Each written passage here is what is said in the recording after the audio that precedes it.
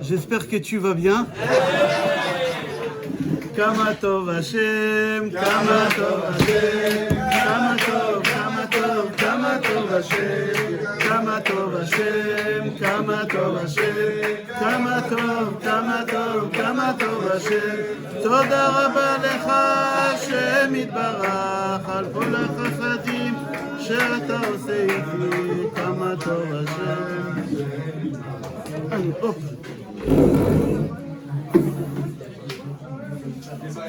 J'aimerais que le cours va être l'Irfa Shlema Refat HaNefesh ou Refat HaGuf של אנדרי אליהו בן לאה ברמ"ח איבריו ובשס"ה גידיו, אנא הנה רפנה לו, אנא הנה רפנה לו, בשורות טובות, ישועות ונחמות, וכן יהי רצון, ונאמר אמן. J'aimerais vous proposer 4 sujets et vous me dites les sujets que vous préférez. Merci beaucoup. Qu'est-ce qu'on a fait chez vous comme cours? Rappelez-moi. La couleur et les noms. Et le nom. Alors moi je vous propose Aïn Hara. Comment il faut se protéger des mauvais œils? Est-ce qu'il faut croire aux mauvais œils? D'accord? Il y a un autre sujet. Qui c'est David Amelech? Le roi David Amelech d'après le Sod. Comment il est venu au monde? Comment il a quitté le monde? Est-ce que c'est lui qui a écrit le Tehillim? Ou c'est pas lui qui a écrit le Tehillim? Est-ce qu'il a écrit une partie? David Amelech d'après le Sod. Ou vous avez Aïn Hara. Ou vous avez quelque chose qui n'est pas très joyeux, mais si vous voulez, je le fais. C'est la vie après la vie. Qu'est-ce qui se passe après que la Neshama elle quitte? J'ai écrit un livre sur ça, je ne sais pas si vous l'avez. Inam in vie. Vous l'avez, Inam in vie? C'est un livre que j'ai écrit. Et il n'y a pas longtemps, j'ai fait sortir une autre, Les clés de la vie. Les clés de la vie. Alors, vous choisissez. Aïn Hara, Aïn Hara. Alors,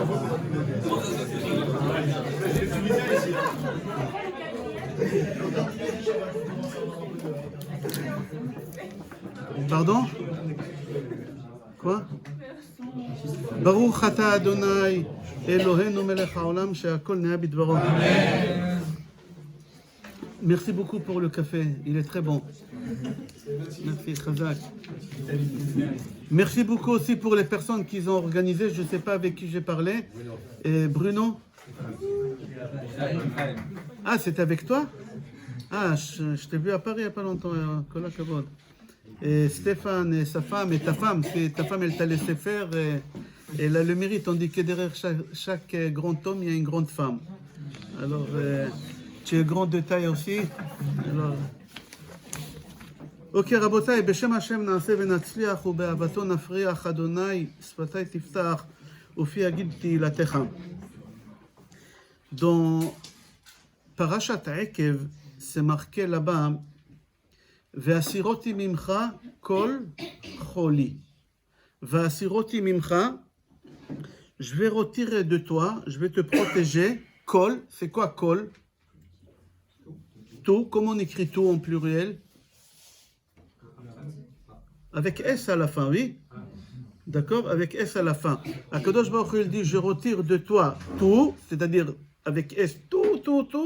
Choli, c'est marqué en singulier. Si vous ouvrez le Chumash, c'est marqué là-bas. Akadosh Baruch Hu, il dit, je retire de toi toute la maladie. Pas les maladies, toutes. Avec S, il fallait dire les maladies.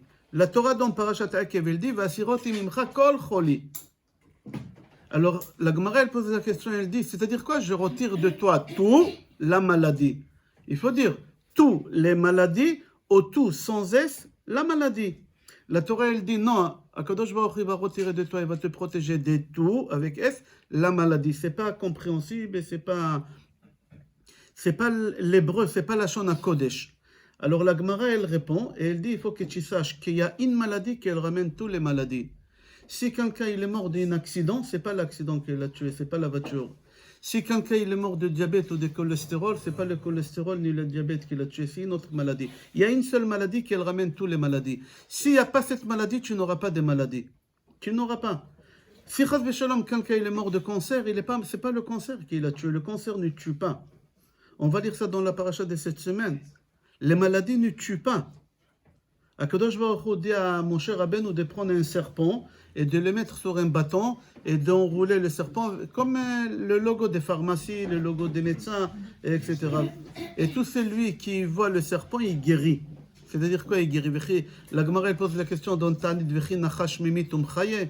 Est-ce que le serpent il guérit? Les goïms ils croient que le serpent il guérit, alors les médecins ils ont le logo des serpents. Les goïms ils ont appris ça des chez nous, ils appellent ça l'Ancien Testament. Alors je répète la question de l'Agmara. L'Agmara elle pose la question, elle dit pourquoi c'est marqué toute la maladie. L'Agmara elle répond qu'il y a une maladie qu'elle tue. C'est la seule maladie qui tue. Si jamais tu atteins ces maladies-là, tu vas mourir naturellement. Et l'Agmara elle ramène une preuve qu'il y a un rave. On va voir tout à l'heure le nom avec les références. Je donne sur chaque chose des références. Bezrat Hashem. Qu'il est rentré au cimetière de Nahardea, c'est une ville en Babylonie.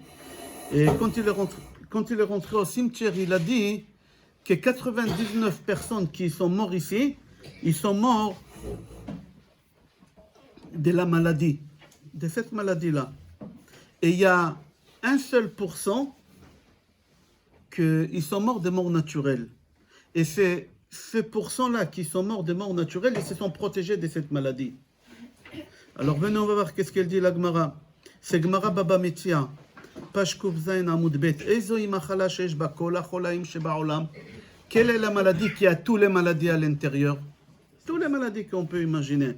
Le Crohn, Chad Veshalom, le cholestérol, toutes les maladies, il y a dedans. C'est quoi? Là-bas, la Gemara, elle répond Amar Rav. Rav, il répond Zo Ainara.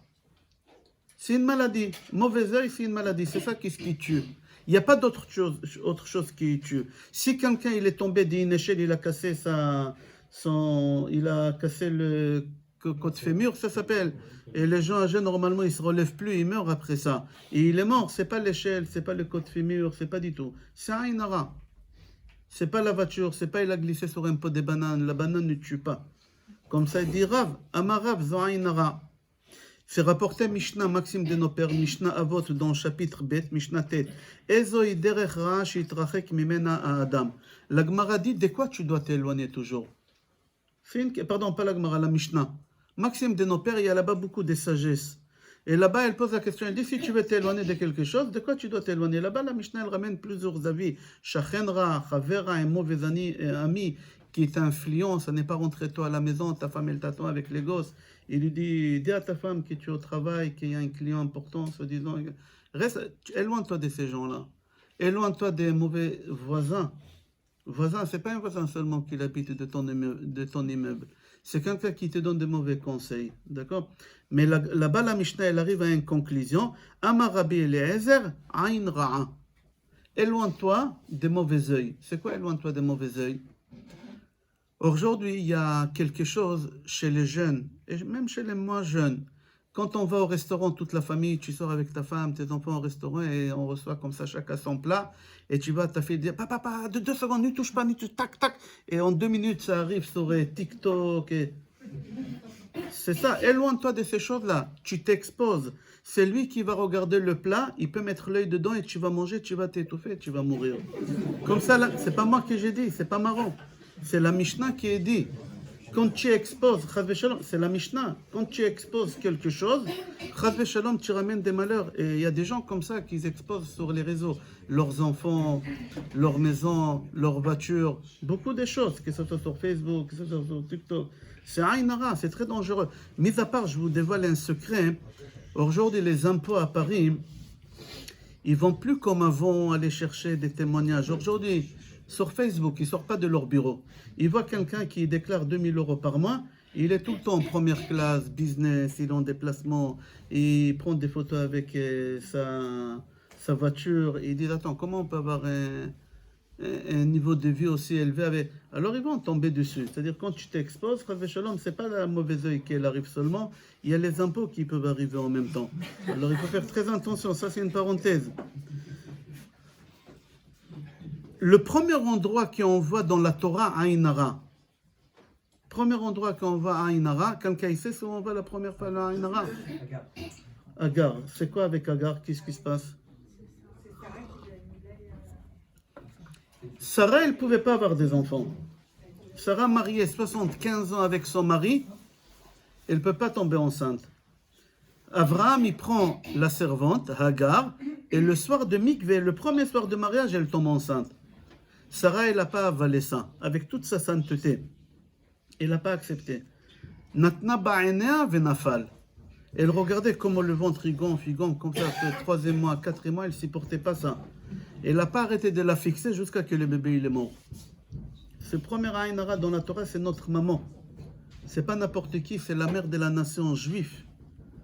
Il faut comprendre c'est quoi Aïn Hara. Une mère, elle peut faire Aïn Hara à sa fille. C'est pas méchant Aïn Hara.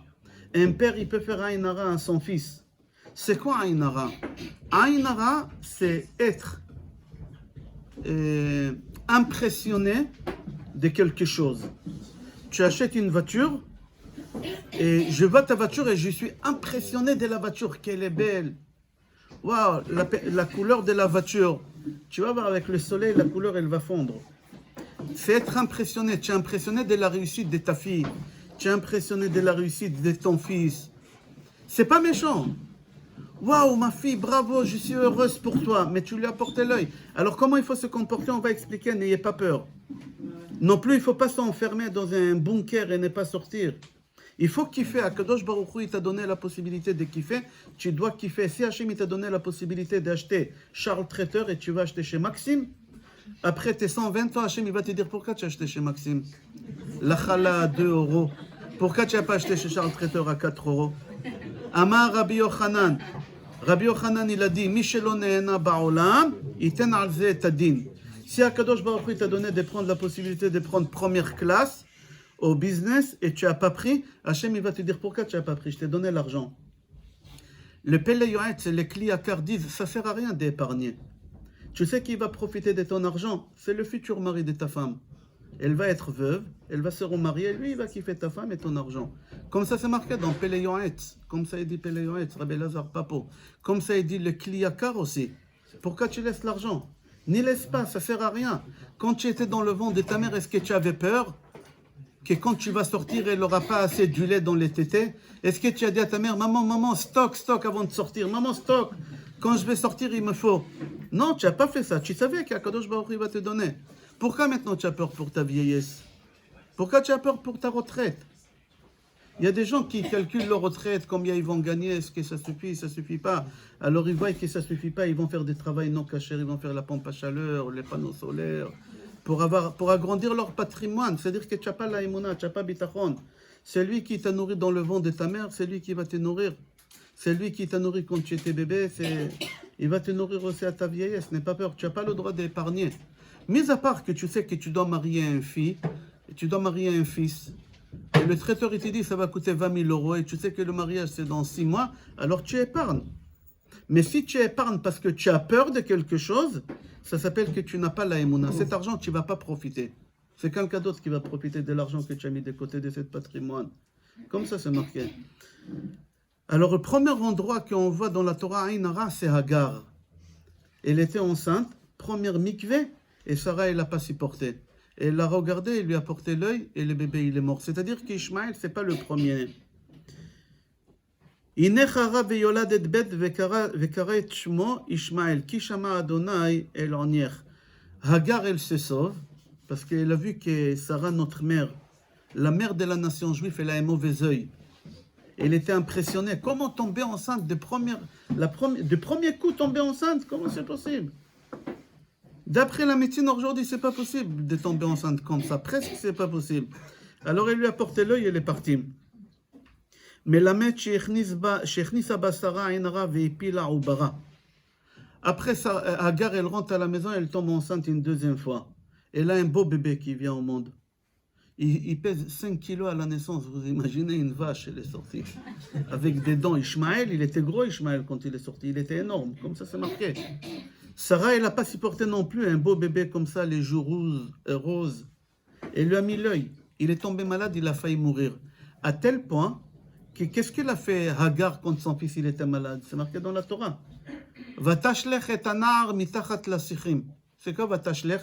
Elle a jeté son fils. Il a dit, il va mourir, je ne peux pas voir mon fils. Une mère juive, elle ne fera jamais une chose pareille. Elle va le tenir, elle va l'embrasser jusqu'à qu'il va partir. Chas v'shalom. Chachamim, ils disent, il n'y a qu'une Goya qui est capable de laisser son fils partir. Mais quand même, elle a pris son fils et l'a jeté. Mais de quoi, quelle maladie il avait, Ishmaël? Il était fort, il était solide. Qu'est-ce qui se passe? Maintenant, Sarah, il lui a donné l'œil. Elle a dit, oh, il est beau, il est gros, il a beaucoup de vitamines, il a beaucoup de... Elle lui a porté l'œil, comme ça c'est marqué. Agar, elle a fui la maison, elle a vu cette chose, elle a fui la maison. Jusqu'à qu'il y ait un ange, il est venu, et il lui a dit, tu peux retourner à la maison et je te promets que cet enfant, il va grandir et il va être péré Adam. En français, ça veut dire quoi, péré Adam? Sauvage. Non, non, non. Je répète, péré Sauvage. Adam. Homme. Sauvage, homme. En français, on dit homme sauvage, homme riche, homme pauvre, homme heureux. Mais chez Ishmaël, on dit, pas les Ishmaël, les Arabes, on dit sur eux, la Torah, elle dit, sache, un Arabe, tout d'abord, il est sauvage et après, il est homme. Rambam, il dit, Rambam, c'est un des plus grands médecins au monde, il ne va jamais voir un médecin arabe, il va te tuer. Il dit pourquoi? Parce que d'abord, il est sauvage et après, il est homme. Jamais n'y prend un avocat. Jamais n'y prend un avocat arabe, comme ça il dit David Amelech. Dans Tilim, je ne me rappelle pas les chapitres, si vous voulez, je peux vous les trouver tout de suite. David Amelech, il dit Ani shachantim aole Kedar. Moi j'ai habité avec Kedar. Vous savez qui c'est Kedar? Le grand-père de Mohammed. David Amelech, il dit Ani shachantim aole Kedar. Ani shalom adaber, vehema. Continuez. La milchama. David Amelech, il dit Ani shachantim aole Kedar. J'ai habité avec des Arabes. Avec le grand-père de Mohammed. Je dis bonjour, on signe les accords de paix. On va aller à Washington. Il m'a dit non, je te tue, jamais je veux la paix. Et là-bas, David Amelech, il dit dans les Tilim, jamais on aura la paix avec eux. Jamais. Jamais on aura la paix avec eux. Sauvage homme. Alors il a dit rentre à la maison, tu auras un sauvage homme. Et elle est contente qu'elle aura un sauvage homme qui va tuer. C'est pour ça qu'il s'appelle Ishma. C'est quoi Ishma? Ils vont tuer vendredi soir à la synagogue. Ils vont tirer des balles sur des enfants, sur des personnes comme ça. Et qu'est-ce qui s'est passé au cimetière? Tous les parents, ils ont crié « Waouh, Hachem, jusqu'à quand ?» C'est ça le travail d'Ishmaël, c'est de nous faire crier jusqu'à qu'Ishmaël, jusqu'à qu'Hachem il va écouter. Et elle était contente d'entendre ça, que son fils il va faire cette chose-là. Comme ça, c'est marqué dans Kliakar, c'est marqué dans la Torah, on n'a pas besoin de commentateurs, c'est marqué noir sur blanc. C'est quoi Ishmaël? C'est les brachot qu'il lui a donné. Avraham Avinu, qu'est-ce qu'il fait? Il va sacrifier son fils au Mont Moria. Et il va avec qui au Mont Moria, Avraham Avinu? Il est accompagné avec deux personnes, qui? Ishmaël et Eliezer. Ishmaël et Eliezer, ils savent qu'Avraham, il va sacrifier son fils. Quand Avraham, il monte au Mont Moria, Ishmaël et Eliezer, ils se disputent. Quelle dispute ils ont eu entre eux? L'héritage. Avraham, il était très très riche, il était très très vieux. Avraham, il avait 137 ans, parce qu'il a eu Yitzhak à 100 ans. Et à 37 ans, Yitzhak, c'était l'Akedah. Avraham, il était vieux, 137 ans. Il va mourir, qui va l'hériter? Ishmaël, il dit à Eliezer, moi je suis son fils biologique. C'est mon père biologique. Et Eliezer, il dit, et alors si c'est ton père biologique, il t'aime pas. C'est à moi qui va tout. Ils se sont disputés. Et Avraham, il entend ça, il monte au Mont Moria. Et là, il se passe, qu'est-ce que vous savez, le malach, il dit à Abraham, Lo ben le'ola ki mahaï le'ola. C'est pas ton fils qui sera sacrifié, c'est le bélier. Alors, quand tout est fini, Abraham, il doit descendre. Comment c'est marqué? Vous dites ça tous les jours dans la tfila. Comment c'est marqué là-bas? Regardez. Vayashov Abraham el Ne'arav. C'est quoi Vayashov? Il est revenu en pluriel ou en singulier? En singulier. Mais ils étaient deux pour descendre. Non, Yitzhak, il n'a pas descendu avec Abraham. Vayashov Abraham el Ne'arav, vayakumu vaelchu yardav el Be'er Shava. Abraham Avinu, il a dit à Yitzhak, Yitzhak, mon fils, en bas, Eliezer et Ishmaël, ils sont en train de se disputer l'héritage. Ils savent que je vais te tuer. Ils sont sûrs et certains que tu ne descends pas. Mais quand tu vas descendre avec moi, ils vont dire, ah, il n'est pas mort celui-là, il est encore. Ils vont te tuer, tu vas mourir de l'œil. Ils vont te tuer tout de suite de l'œil. Comme ça, il lui a dit Avraham Avinu. Alors Avraham Avinu, qu'est-ce qu'il fait? Il dit à son fils Yitzhak, reste ici. Moi, je descends. Vayashov Avraham el Ne'arav, vayakumu vaelchu yardav. Moi, je pars avec eux. Quand tu vois qu'on s'est éloigné, tu descends et tu vas à la yeshiva de Shem ve'Ever. Shem, c'est le fils de Noach. Et Ever, c'est le petit-fils de Noach. Ils ont ouvert une yeshiva. Tu vas à la yeshiva étudier là-bas pendant 3 ans. Il avait 37 ans. Oui, et il est revenu se marier avec Rivka à 40 ans. Hein? Il est resté 3 ans là-bas. Et pourquoi tout ça? Parce qu'Abraham Avinu, il savait que l'œil, elle tue. Il a dit seulement, ils vont te voir, ils vont être impressionnés. Comment tu n'es pas mort? Et tu vas mourir. Comme ça, il dit. Venez, on va voir. Rabbi Hanina Omer, Shalcho balayla, mipne ayn hara. Rabbi Hanina, il a dit, reste jusqu'à la nuit. Jusqu'à la nuit. N'y descends pas quand il fait encore jour. Comme ça, il dit. Vous avez entendu de Hanania, Mishaël et Azaria? Qu'est-ce qui s'est passé avec eux? On les a jetés dans la fournaise. On les a jetés, Hanania, Mishaël et Azaria. Quand ils ont sorti de là-bas, qu'est-ce qui s'est passé? On entend parler d'eux? Ils étaient jeunes. Ils avaient 37 ans, 40 ans, 42 ans. Est-ce qu'on entend parler de Hanania, Mishaël et Azaria après? Non. Où ils sont? Quand on les a jetés dans la fournaise à 800 degrés, quand ils ont sorti vivants, tous les juifs, ils disaient « Ouais, ils sont pas morts, 800 degrés, comment ils ont... » Ils les ont tués. Comme ça, c'est marqué dans le Midrash. Regardez, je l'ai à l'intérieur. Comme ça, il écrit à Etz Chaim. Amar Rabbi Yossi. Rabbi Yossi, il dit « Metu me'ayn hara, velon niskeru yoter shemotan. » On n'a plus jamais parlé d'eux. Ils avaient 30 ans, 37, 40 maximum, ils avaient 40. Hanania, Mishaël et Azaria. Ou les Juifs, ils leur ont porté l'œil. Ils ont dit quoi? Ils ne sont pas morts, ils sont morts. En sortant, ils sont morts. Chacun, il est rentré chez lui à la maison. Il est mort d'une maladie. Comme ça, c'est marqué. Mikana nous les médim. Il dit, d'ici, on apprend qu'il faut faire attention. Le Kliakar, il dit, il faut faire attention à Ayn hara. Il ne faut pas avoir peur. Il faut faire attention et on va expliquer Bezrat Hashem chose par chose. D'accord? Yaakov Avinu, il avait peur d'Ayn hara dans plusieurs endroits. Alors, on a vu Abraham, on a vu Yitzhak. Maintenant, on va voir Yaakov Avinu. Yaakov Avinu, il avait peur dans 4 endroits d'Ayn hara dans la Torah. Premier endroit dans Bereshit, chapitre 29, pasuk 15, quand Lavan, quand Yaakov il arrive chez Lavan, et Yaakov il lui a pas dit je vais travailler 7 ans pour ta fille Rachel. Yaakov il n'a pas dit ça. Alors Lavan il lui dit tu vas travailler pour moi. C'est marqué Kama monim maskortecha. C'est quoi Kama monim maskortecha? Oui. Combien ta fiche de paye tu veux? Combien? Mutuelle, pas mutuelle, la retraite, pas la retraite, tu veux quoi? Net, au noir, tu veux quoi? Comme ça il lui dit. Qu'est-ce qu'il répond Yaakov? Il dit moi je donne pas de chiffres. Je donne pas de chiffres, je dis pas combien sur ma fiche de paye. Il faut pas dire combien tu gagnes. Il faut pas non plus vivre caché. On va expliquer chaque chose. Au début, je donne en vrac comme ça des choses qui font peur, des bombes, des scuds. Après, Bezrat Hashem, on va ouvrir chaque chose. N'ayez pas peur. Alors c'est marqué comme ça. Kasher Lavan Sha'al Oto. Kama moni maskortecha. Yaakov, il a dit je donne pas des chiffres. Je dis pas combien. Donne qu'est-ce que tu veux, il y a la bracha. À partir du moment qu'on va parler des chiffres, toi et moi, il n'y a pas la bracha. Il y a des gens qui travaillent, qui gagnent 15 000 euros, ils s'en sortent pas. Les 22 mois, ils ont la langue dehors, comme ça. Il y a quelqu'un qui a fait l'horte, 7 mois, il a fait la plomberie, il gagne mieux que celui qui gagne 15 000. Il gagne mieux. L'autre, il a fait médecine pendant 9 ans. L'autre, il a fait la plomberie à l'horte. Il a fait 7 mois de plomberie, il gagne beaucoup mieux que le médecin. Comment c'est possible? La bracha. C'est la bracha. Alors, Yaakov, il dit, à partir du moment que tu dévoiles des choses comme ça en public, alors il y a la klala, il n'y a pas la bracha, il y a un blocage dans la parnassa. Il y a des gens qui racontent des choses avant qu'ils ont fait la chose. Tu sais, j'ai acheté un appartement, tu vois, là-bas, l'immeuble 4e étage, l'autre côté, on ne va pas de ce côté, mais là-bas, 110 mètres carrés. Il n'a même pas acheté, mais il est sûr qu'il va acheter et la banque lui a donné un crédit. Il va acheter, ce n'est pas un mensonge, mais il est tellement pressé de raconter. Et il n'a même pas encore signé, il ne fera pas l'affaire.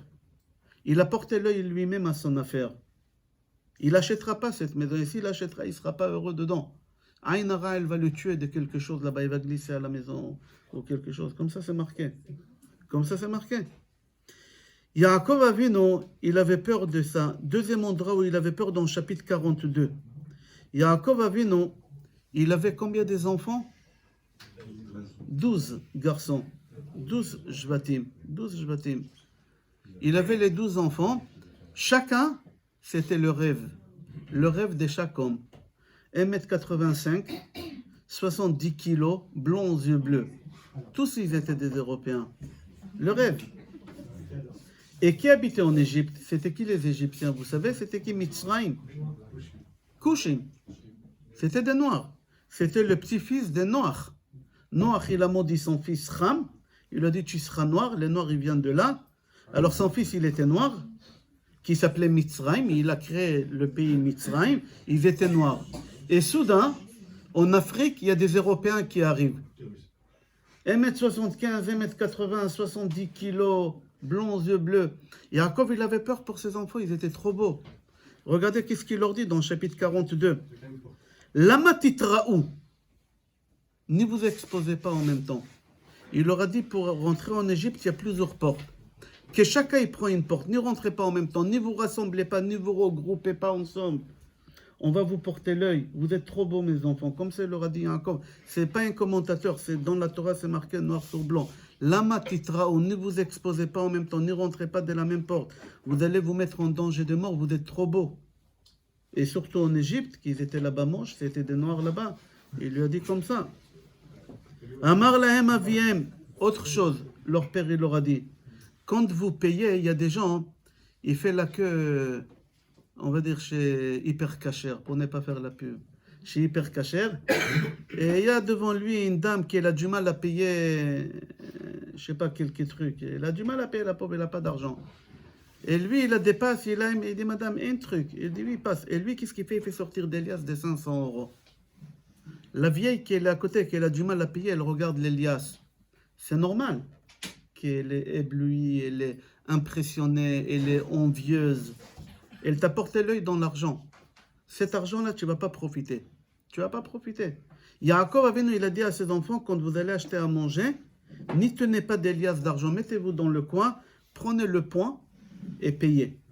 N'y faites pas sortir un lias comme ça et vous allez attendre la monnaie et vous avez encore la... C'est assourd, on n'a pas le droit. Comme ça, il a dit Yaakov Avinu à ses enfants. Amar lahem aviem, leur père, il leur a dit Al tarziku kesef bayed, n'y tenez pas l'argent dans la main. Il faut tenir le point de l'argent que tu as besoin. Ve'al tekansu kulchem me'oto petach. Ne rentrez pas tous de la même porte. Mipnei ayin hara she'aratem giborim. Vous êtes des hommes forts. Naïm, vous êtes des bels hommes. Al ta'amdu bemakom echad. Comme ça, c'est marqué dans Gemara Ta'anit, page Vav ou page Yud, je ne me rappelle pas. Gemara Ta'anit, c'est marqué qu'Yaakov, il leur a dit, ne faites pas ça. Pourquoi? Parce que vous allez voir les ayin hara. Pourquoi Yaakov, il a envoyé ses enfants en Égypte? Pour ramener à manger. Alors, est-ce que vous savez combien de chiens Yaakov il avait pour protéger son troupeau? Si vous suivez mes cours de vendredi, quand on a fait Parashat Vayeshev, j'ai dit qu'Yaakov il avait 200 000 chiens pour protéger son troupeau. Il n'avait pas un chien par mouton.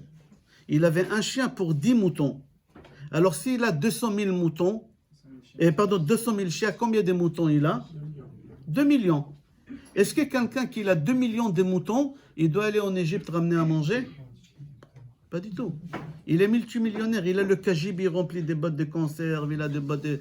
Tout qu'est-ce que tu veux? Du thon. Je sais pas, pendant le Covid, tout le monde, ils ont stocké des papiers hygiéniques. J'ai pas compris pourquoi. Mais chacun, il a dans son cagibi 3-4 boîtes de thon, des boîtes de conserve, des tomates concentrées, des... Yaakov, c'est sûr et certain qu'il avait tout ça. Il avait 2 millions de têtes de bétail. Pourquoi il a envoyé ses enfants en Égypte ramener à manger? Alors on dit parce que Yaakov, il a dit à ses enfants, regardez, les voisins, ils partent en Égypte, ils ramènent à manger. S'ils vont voir que non, on ne part pas, ils vont dire, ah, c'est là, ils sont riches, c'est là. Il doit avoir le cagibi rempli. Parfois, il y a une femme, elle dit à sa copine, regarde, on va chercher les enfants à 4 heures à l'école. Viens à 3h30 prendre un café, une demi-heure, on prend un café chez moi à la maison et on va chercher ensemble les enfants. Il dit, bon, d'accord. Et ils vont s'asseoir ou à la cuisine. Et elle lui dit, tu n'as pas un peu de café, du lait pour mettre dans le café? Oui, bien sûr. Elle ouvre le frigidaire. Mais pas le frigidaire d'avant, comme ça, 2 portes. Petit khata echal, comme ça. Et le frigidaire, il est rempli. Il est rempli. La pauvre, la bonne femme qui est venue prendre un café au lait, que chez elle, ça doit être vide. Elle regarde, elle dit, waouh, tu as vu combien de carottes, combien de cornichons, combien de boîtes, combien de mayonnaise, c'est rempli. Elle te porte l'œil. C'est exactement qu'est-ce qu'il y a encore. Il leur dit, ils vont dire que chez nous c'est rempli. Et si quelqu'un va dire que chez nous c'est rempli, c'est pas bien. Il faut faire attention. Yaakov, il leur a dit, alors allez là-bas, faites soi-disant que vous achetez à manger, mais n'y achetez pas à manger. Qu'est-ce qu'ils ont ramené avec eux? Dans les sidours, c'est marqué quand on fait le ktoret, ils ont ramené des cacahuètes, ils ont ramené du miel. Me'at tsri valot. C'est quoi lot? Parfum. Qui mange de parfum? Personne ne mange. Ils ont ramené des parfums d'Égypte. Là-bas, ils avaient des parfums spéciaux. Ils ont ramené, il leur a dit ramener. Ils ont ramené des cacahuètes. Comme ça, c'est marqué Botnim. Tsri. Tsri, c'est du miel. Est-ce que c'est ça la nourriture? Du miel, des cacahuètes? Pas du tout. On peut s'en sortir. Un jour, j'ai voyagé en Martinique et j'ai envoyé par la poste la nourriture. Et en Martinique, tout est long là-bas. C'est-à-dire, moi, j'ai eu le temps de rester 10 jours et de revenir et le colis, il n'est pas arrivé de nourriture. La seule chose que j'ai trouvée au magasin là-bas, c'est des cacahuètes et Mimrach Botnim, ça s'appelle. On ne peut pas être nourri avec ça. Yaakov Avinu, qu'est-ce qu'il a ramené d'Égypte? Il leur a dit, ramenez avec vous des cacahuètes, ramenez avec vous du miel et du parfum. C'est marqué dans Pitoum Aktoret. Pourquoi? Il leur a dit, j'ai peur d'Aïn Hara. S'ils vont savoir que nous, on ne va pas chercher à manger, ils vont dire qu'on a des stocks à la maison énormes. Dernier endroit, quand Yaakov Avinu, il arrive en Égypte, il rencontre la première fois Paro. C'est quoi la première question que Paro, la première parole que Paro dit à Yaakov? Normalement, tu dis bonjour, tu as fait un bon voyage. Qu'est-ce qu'il a dit? Quel âge tu as? C'est quoi ça? Tu vois, Biden, il rencontre Bibi, et dès qu'il se voit, alors Bibi dit à Biden, il a raison de poser la question. Dis-moi, quel âge tu as, toi? Yaakov, dès qu'il rentre, Paro, il dit, dis-moi, quel âge tu as? Pourquoi? Yaakov, il faisait vieux. Il a passé des épreuves dans sa vie énormes. Il a perdu sa femme à 33 ans. La seule femme qu'il a aimée au monde, l'amour de sa vie. En français, ça s'appelle l'amour de jeunesse, elle ne se remplace jamais. Celle que tu as aimée la première fois, tu ne l'oublieras jamais. Même si tu te remaries une deuxième fois, tu ne l'oublieras jamais. Et Yaakov, il n'a pas pu oublier Rachel. Il était très vieux pour son âge. Et là, Yaakov, il a attrapé un khal'a. Quoi, qu'est-ce que tu veux me porter l'œil pour mon âge? Qu'est-ce qu'il y a? Il ne lui a pas répondu. Il avait peur. Qu'est-ce qu'il a dit, Yaakov?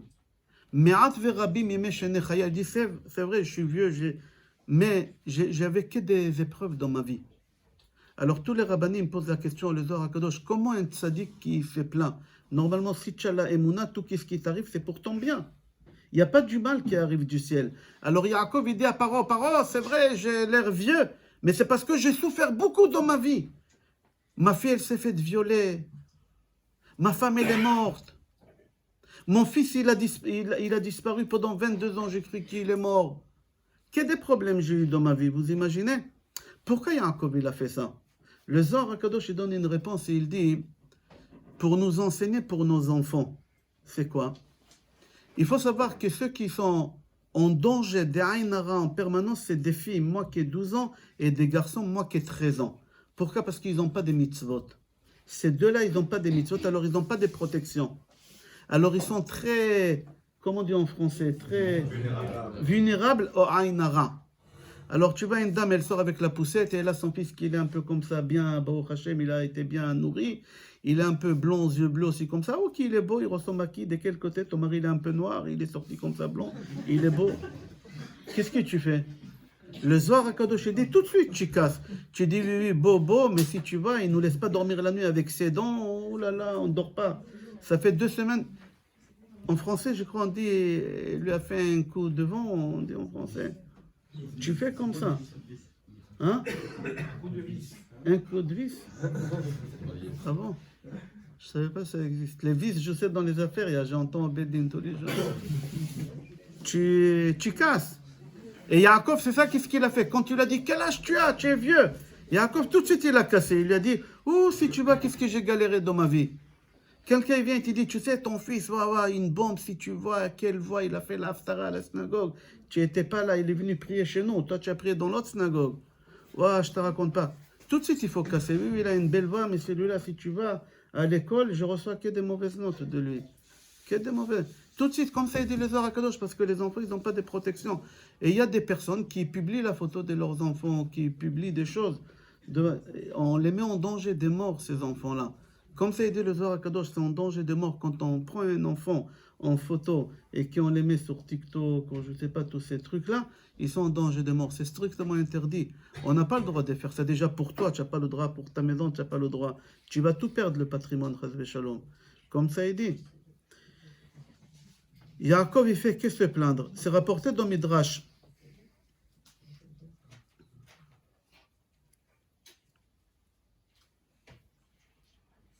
Que les louchot, vous savez, Moshe Rabbeinu, il est monté ramener les tables de la loi. Les premières tables de la loi, ils se sont brisées. Ils ont glissé de sa main. Ve'edé Moshe kvedot, c'était trop lourd pour Moshe. Comment ça se fait que les tables de la loi, ils sont glissées? Ils étaient trop lourds. Moshe Rabbeinu, c'était une baraque. Moshe Rabbeinu, le jour de sa mort, à 120 ans, il est monté au mont Nevo, les marches, Hachem il a dit monte à la montagne. Monte, il est monté les marches 3 par 3, tellement il était pressé. Le dernier jour de sa vie, il était Gibor, à 120 ans. Je veux voir quelqu'un à 120 ans, les jours de sa mort. À 30 ans, les jours de sa mort, le bonhomme, c'est une loque. Mon cher Rabbeinu, il était fort. Comment ça se fait que les tables de la loi, ils sont brisées? Parce que les anges, ils nous ont mis l'œil. Même un ange, il peut faire l'œil à un homme. Les anges, ils n'ont pas voulu qu'on prenne la Torah. Les anges, ils ont dit à Kadosh Baruch Hu, ten hotra ala shamayim, laisse la Torah dans le ciel. Qu'est-ce que tu donnes aux êtres humains? C'est des tordus, les êtres humains. Hachem, il nous a donné quand même la Torah. Les malachim, ils n'ont pas accepté. Quand ils ont vu la Torah qu'on a reçue, ils ont mis l'œil. Et c'est pour ça, quand Moshe Rabbeinu, il a ramené les deuxièmes tables de la loi, c'était quand? Il est monté Rosh Chodesh Elul, il est descendu 40 jours après. Kippour. Pourquoi Kippour? Les malachim, ils sont occupés à Kippour. Alors Moshe Rabbeinu, il est descendu en catimini, on dit en français. Il est descendu en silence. Les malachim, ils sont occupés à Kippour. Pourquoi? Parce que même les malachim, ils peuvent nous faire l'œil. La jalousie. La jalousie, c'est une partie de la raison pour qu'à Shalom, on peut faire de l'œil à quelqu'un.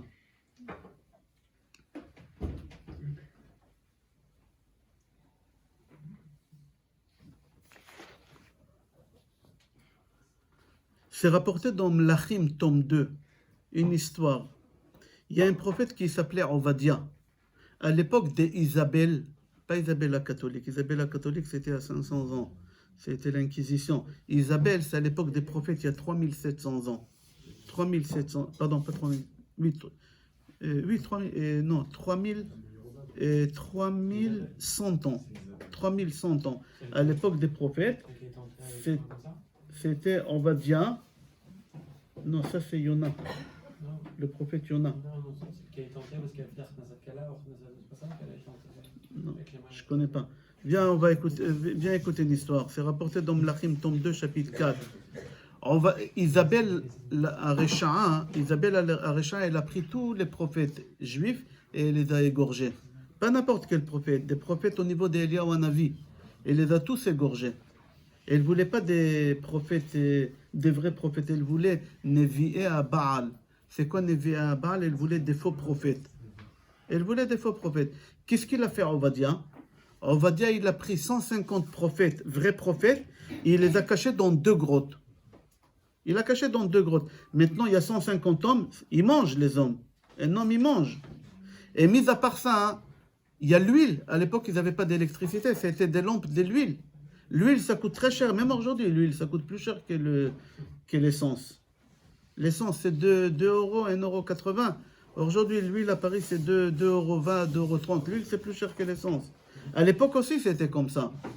C'est-à-dire qu'Ovadia Hanavi, il était pauvre, mais il lui fallait des grandes sommes astronomiques tous les mois. Il les a gardées pendant 1 an. Il les a cachées.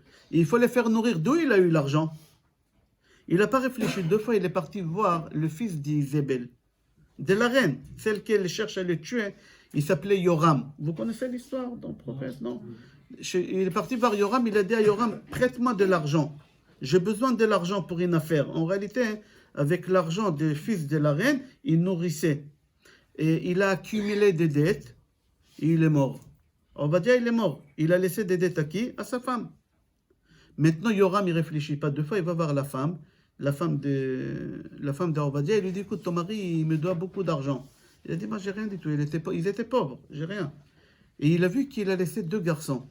Il a dit, le cerveau juif, ça fabrique de l'argent. Alors, qu'est-ce qu'il a fait? Il a pris les 3, et il a pris les 2 enfants. Il a pris par force, il a dit, je les garde. Ils vont grandir, ils vont me fabriquer l'argent que ton mari me doit. Elle, qu'est-ce qu'elle a fait? Isabelle, elle est partie au cimetière. Et elle a crié, Efot tzadik, il est où le tzadik? Alors il y a une voix céleste, il a dit, il faut tzaddik. Le cimetière, la moitié, c'est des tzaddikim. Il a dit, Ovadia, mon mari Ovadia. Alors il a dit, attends dehors. En réalité, c'est une parenthèse que j'ouvre. Chacun il fait comme il veut. C'est déconseillé pour les femmes d'aller au cimetière. Je referme la parenthèse. Elle était dehors du cimetière, elle a crié de là-bas. Et son mari vient, il lui dit, mais qu'est-ce que tu as? Qu'est-ce qui t'arrive? Pourquoi tu es venu me chercher? Il a dit, tu es parti, tu m'as laissé des dettes. Quoi? Qu'est-ce que je te cherche? Il faut payer. Et le bonhomme, il a pris les deux garçons. Il lui a dit, va voir Elisha, mon copain, c'est un des 150 prophètes, va voir Elisha, dis-lui que j'ai demandé qu'il t'aide. Il va t'aider, il va payer les dettes. Elle est partie voir Elisha, il a dit, mais Goren, d'où tu veux que je t'aide? Moi, j'ai pas d'argent. Il a dit, je sais pas, mon mari, il a dit que tu vas m'aider. Il est sorti de sa tombe, il est venu me voir, il m'a dit que tu vas m'aider. Alors, qu'est-ce qu'il lui a fait? Il lui a dit, regarde, tu vas chercher des bouteilles vides, fais demain toute la journée dans la rue, toutes les bouteilles vides, tu ramasses. Ramène chez toi à la maison, demain soir, je viens chez toi à la maison, tu fermes les rideaux, tu fermes les portes, tu fermes tout, je viens. Le lendemain, il arrive avec une petite fiole, comme ça, avec peu de l'huile, et il a dit, regarde, moi je vais faire comme ça, et l'huile, elle ne va pas arrêter de couler, l'huile, elle ne va pas arrêter de couler, et tu vas mettre des bouteilles, toutes les bouteilles. Et comme ça, il l'a fait pendant des heures, il remplit toutes les bouteilles. C'est beaucoup, beaucoup d'argent. Jusqu'à quel moment, il n'y a plus de bouteilles. Et lui, il coule par terre. Il lui dit alors. Et il lui dit, il n'y a plus. Dès que tu dis, il n'y a plus, la bracha, elle est arrêtée. Jamais ni dit à ta femme, j'ai pas d'argent. Jamais ni dit, j'ai pas d'argent, j'ai pas. Jamais. Dis, tu veux, on va aller en Amérique. Je te promets, je vais te ramener en Amérique, la statue de la liberté. Tu verras New York comme jamais tu l'as vu. Tu mens pas, tu le respectes. Quand tu auras. Dire, il n'y en a plus, tu bloques la parnassa, tu bloques Radve Shalom, tout. Et elle a dit, il n'y en a plus des bouteilles, et la parnassa, elle s'est arrêtée.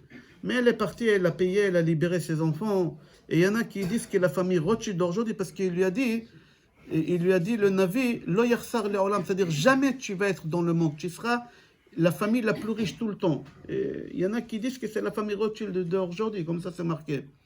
La question qu'elle se pose, pourquoi il a dit à cette femme, fermez les rideaux, fermez la porte? C'est pas tsniot, seul, yichoud. Il y a un problème de rester avec une femme comme ça. Alors on dit parce qu'il avait peur de l'œil.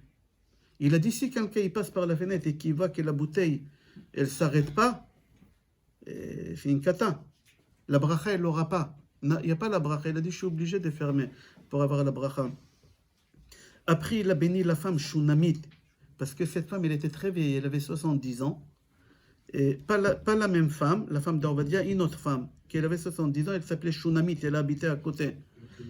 Il a béni qu'elle aurait un enfant à 70 ans, il a eu un enfant. Mais elle l'a caché, elle n'a pas dit à personne. Comment c'est possible une femme de 70 ans qu'elle tombe enceinte? Elle l'a caché. Personne ne savait. Le fils, il est venu, ils ont fait la Brit Mila en cachette, il a grandi. Un jour, à l'âge de 7 ans, il avait une migraine. Une migraine. Le fils de Shunamit, vous connaissez cette histoire? Elle est très connue, vous connaissez? Il avait une migraine, il est sorti dehors. Maman, la mère, elle était dehors, parlait avec des copines. Il a dit, maman, j'ai une migraine. Et les voisins lui disent, mais d'où ce garçon-là? Mais qui il est beau. Et là, ils ont compris qu'elle avait un fils, et le petit, il est mort. Il est mort tout de suite. Elle est partie voir tout de suite Elisha Hanavi, ses prophètes. Il a dit, Elisha Hanavi, il lui a dit, regarde, il a ressuscité l'enfant. Il a ressuscité l'enfant. Comme ça, c'est marqué. Ce n'est pas des commentateurs, c'est marqué noir sur blanc. J'ai donné les références. Melachim, Roi, tome 2, chapitre 4. D'accord? Et aussi dans Pasuk Lamed Gimel 33.